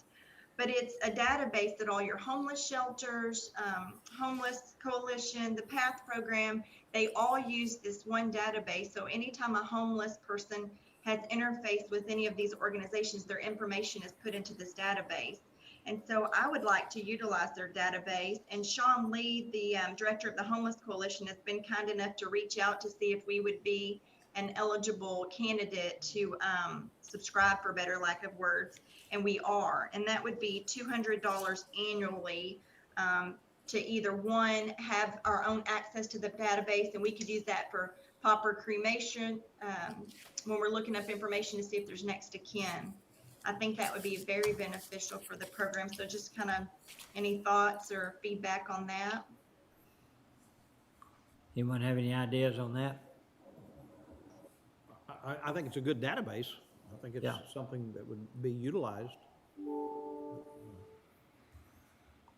I think it would be a good way to approach the situation. All communities have it, have this happening. I think it's a good way to be a part of maybe at least a solution for some individuals. You know, we often get so many transients and they're here, and if they haven't touched our door, we have absolutely no information on them. And there's questions we ask when you come in for indigent health care that's not always indigent health care necessary, but it's necessary if we see you again as a pauper referral. Right. So this just kind of gives us information on folks that maybe we haven't had interface with, but kind of opens the door to connecting with family or next to kin. And so I think it would be a beneficial program. And we have a little bit of extra money in our line item for our software that we use for IHC. I don't know if it would need to come out of a different budget, but we can move it around. So I think that wouldn't be a problem either. Okay. And then the next thing, if you're ready for me to move on, I feel like I have a lot and you've been here all day, so I'm trying to hurry. Okay. The next thing is coordination with Baylor Scott and White and MedData. So anybody familiar with MedData? Tell us about it. Okay, so MedData is a program that Baylor Scott and White utilizes to help their clients access resources for medical care. So they can help them with Medicaid, Medicare, indigent health, whatever. So what happens is historically, the majority of our referrals come from the two hospitals, either Providence or Hillcrest, mostly Hillcrest. So whenever they refer someone to our program, it's generally through a case manager at MedData. And those MedData case managers do an amazing job of follow through. So what happens is we might get 20, 30, 40 referrals a month that are MedData initiated. Well, then those case managers are continuously calling or wanting update status on those applications. So I was wondering, Dustin did some digging and was unable to find a MOU or a BAA in place with Baylor Scott and White, but wondering if it might be beneficial to have something in place with them so that we could information share more easily. And so we're not wearing out our resources with all of these phone calls and individual follow-ups. Maybe if we could, have a live document with Baylor Scott and White that showed their referrals that we could update, once a week or so, because there is that many that, they're following up on. And so then if we shared with, Baylor Scott and White, then they could then share with MedData because they do have their own director of case management with Baylor Scott and White as well that I've met with several times. So just something to be thinking about if, Okay. Maybe any pros or cons to that or. I can only think of pros. I think that's a good approach. Agreed. Okay. I'll Okay. get some more information together and try to get something a little more formal. Next thing is expansion of our work policy. So you're familiar with our work policy. It's been around since before I came along. I think the last time it was updated was 2016. I've kind of listened and taken in and reviewed the work policy, and there's very few areas that we can expand the work policy as it's written. But I'd like to consider expanding it to other organizations besides just the Texas workforce. Currently, right now, the only access to Texas work resources are curbside if you pull up in your car, very few appointments, and then all online. And when you're thinking about the indigent population, access to computers, et cetera, printers and so forth, it's difficult. I think the work policy can be very difficult. It's a hindrance sometimes for folks, and we oftentimes will get clients that just say, I just can't do all that. So they waive, you know, their application process with the program because they just feasibly can't see complying with this work policy. I don't promote getting rid of it. I think it has huge benefits. What I'm wanting to explore is expanding it to include other programs like the Christian Women and Men's Job Corps, Goodwill Industries, and Prosper Waco. So these are all programs that offer training classes, skills training, help with resume writing. Goodwill Industries is willing to come out and actually have courses here in our facility. What I think it does is it opens up opportunity to folks that maybe a one-stop shop doesn't work for. Right. And so in complying with some of these other programs, that can count towards their work policy. So as long as they're attending classes or, you know, one-on-one sessions, I think that would be able to be commendable under the work policy umbrella. I don't have the specifics for what the guidelines would look like yet, but I think it's worth exploring. Well, I think this is similar to the challenges we have with reintegration programs that, you know, these folks many times need advocates, entities or individuals to advocate for them, to get them into these proper paths to be able to get them to qualify for jobs and get them off public assistance. And, you know, with the opportunities that's going to be at hand with the new expansion and economic development that we've been successful for in this community, we're going to need every person working and to fill these jobs. Otherwise, they're going to be coming from other places into our county. So we got to take care of our own folks first. So I think this is a great idea, and I would be very interested in seeing more detail on it as we implement that. Any other thoughts? Okay, anything else, Heather? Yes, I'm sorry, I'm still not done yet. How many more things? 3.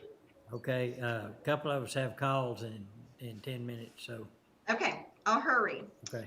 The next thing is maximizing our staff to include the utilization of more of a social worker approach. So when you're talking about using our resources, what I'd like to do is I feel like our program is a little admin heavy, so I'd like to do a little bit of a restructure. I've looked at our job requirements or our job descriptions, and I don't think at this time it would require rewriting any job descriptions. I'll get with Anna, let her kind of look at them just to make sure. But I think really it's just maximizing our staff. And so that would just mean having somebody doing a little bit more of that case management approach, connecting. I've listed some things here, just coordination of transportation, assistance and follow through with the Social Security application process, just a little more, for better lack of words, hand-holding to that next step. It's my impression that we have the time to do it, and it's not going to be for every client, just the ones that are identified as needing that. So folks that aren't connected to additional case management resources in the community already. So we don't want to do something or replicate something they're already getting somewhere else. So the ones that have kind of fallen in the cracks that just need that extra help and support. Okay. Next.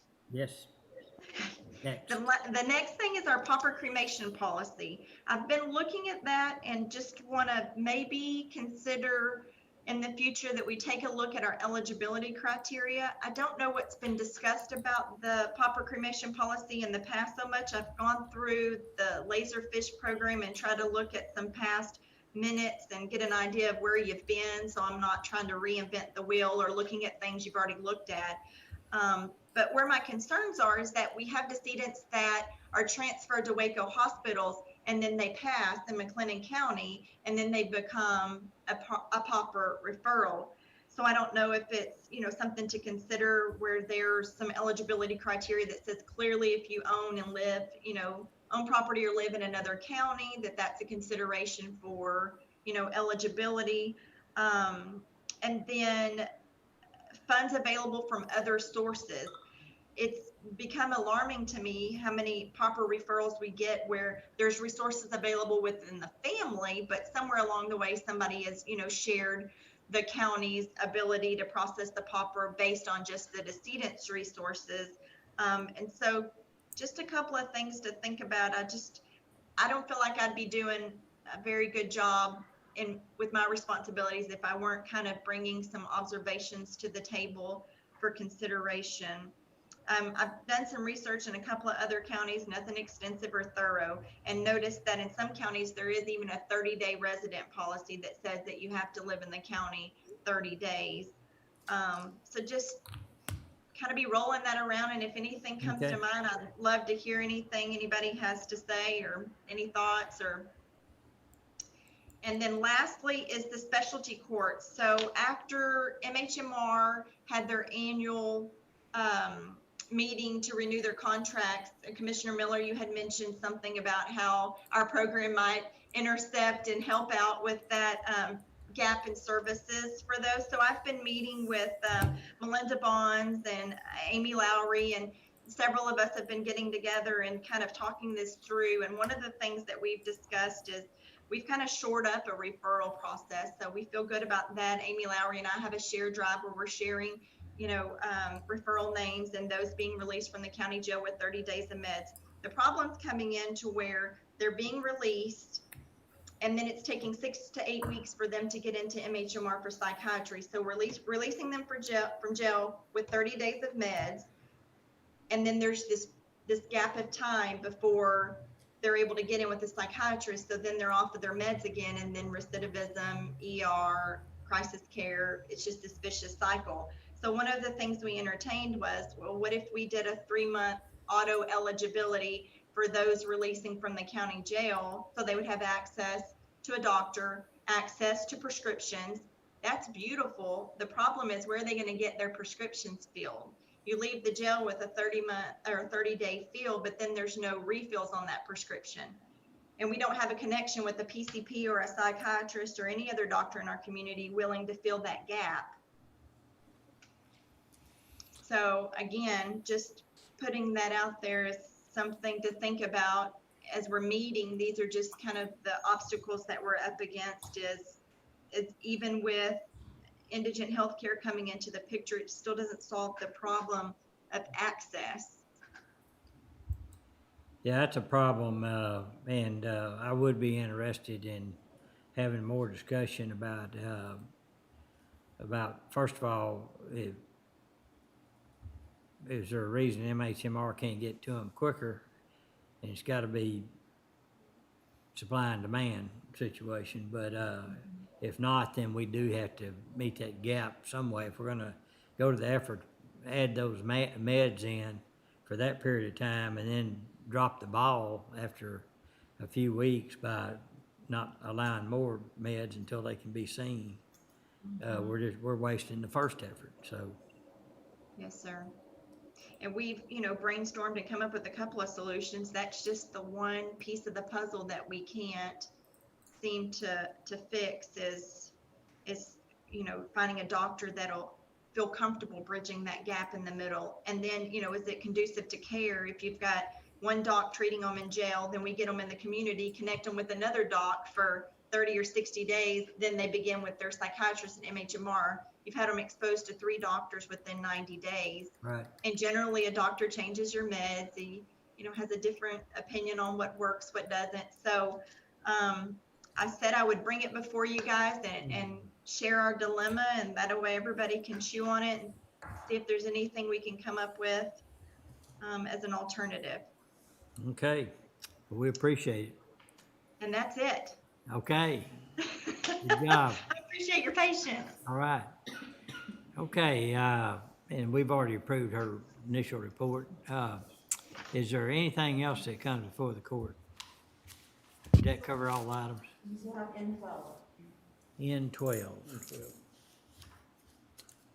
just the AgriLife report, and there's not anybody here. Okay, N12 is the AgriLife report. There's not anybody here presented. It's in your package. If you have any questions about it, we will get with the extension group and we'll get an answer. Anything else? So is there a motion to approve that for recording purposes? So move. All right, is there a second? Second? We have a motion and a second. Any other discussion? No other discussion, call for a vote. Commissioner Smith, Aye. Commissioner Miller, Aye. Judge Felton, Aye. Commissioner Jones, Aye. Commissioner Perry. Mr. Perry? Okay. Aye. Didn't mean to wake you up, excuse me. My Pass. arms aren't long, I was reclined. Okay. All right, well, anything else to come before the court?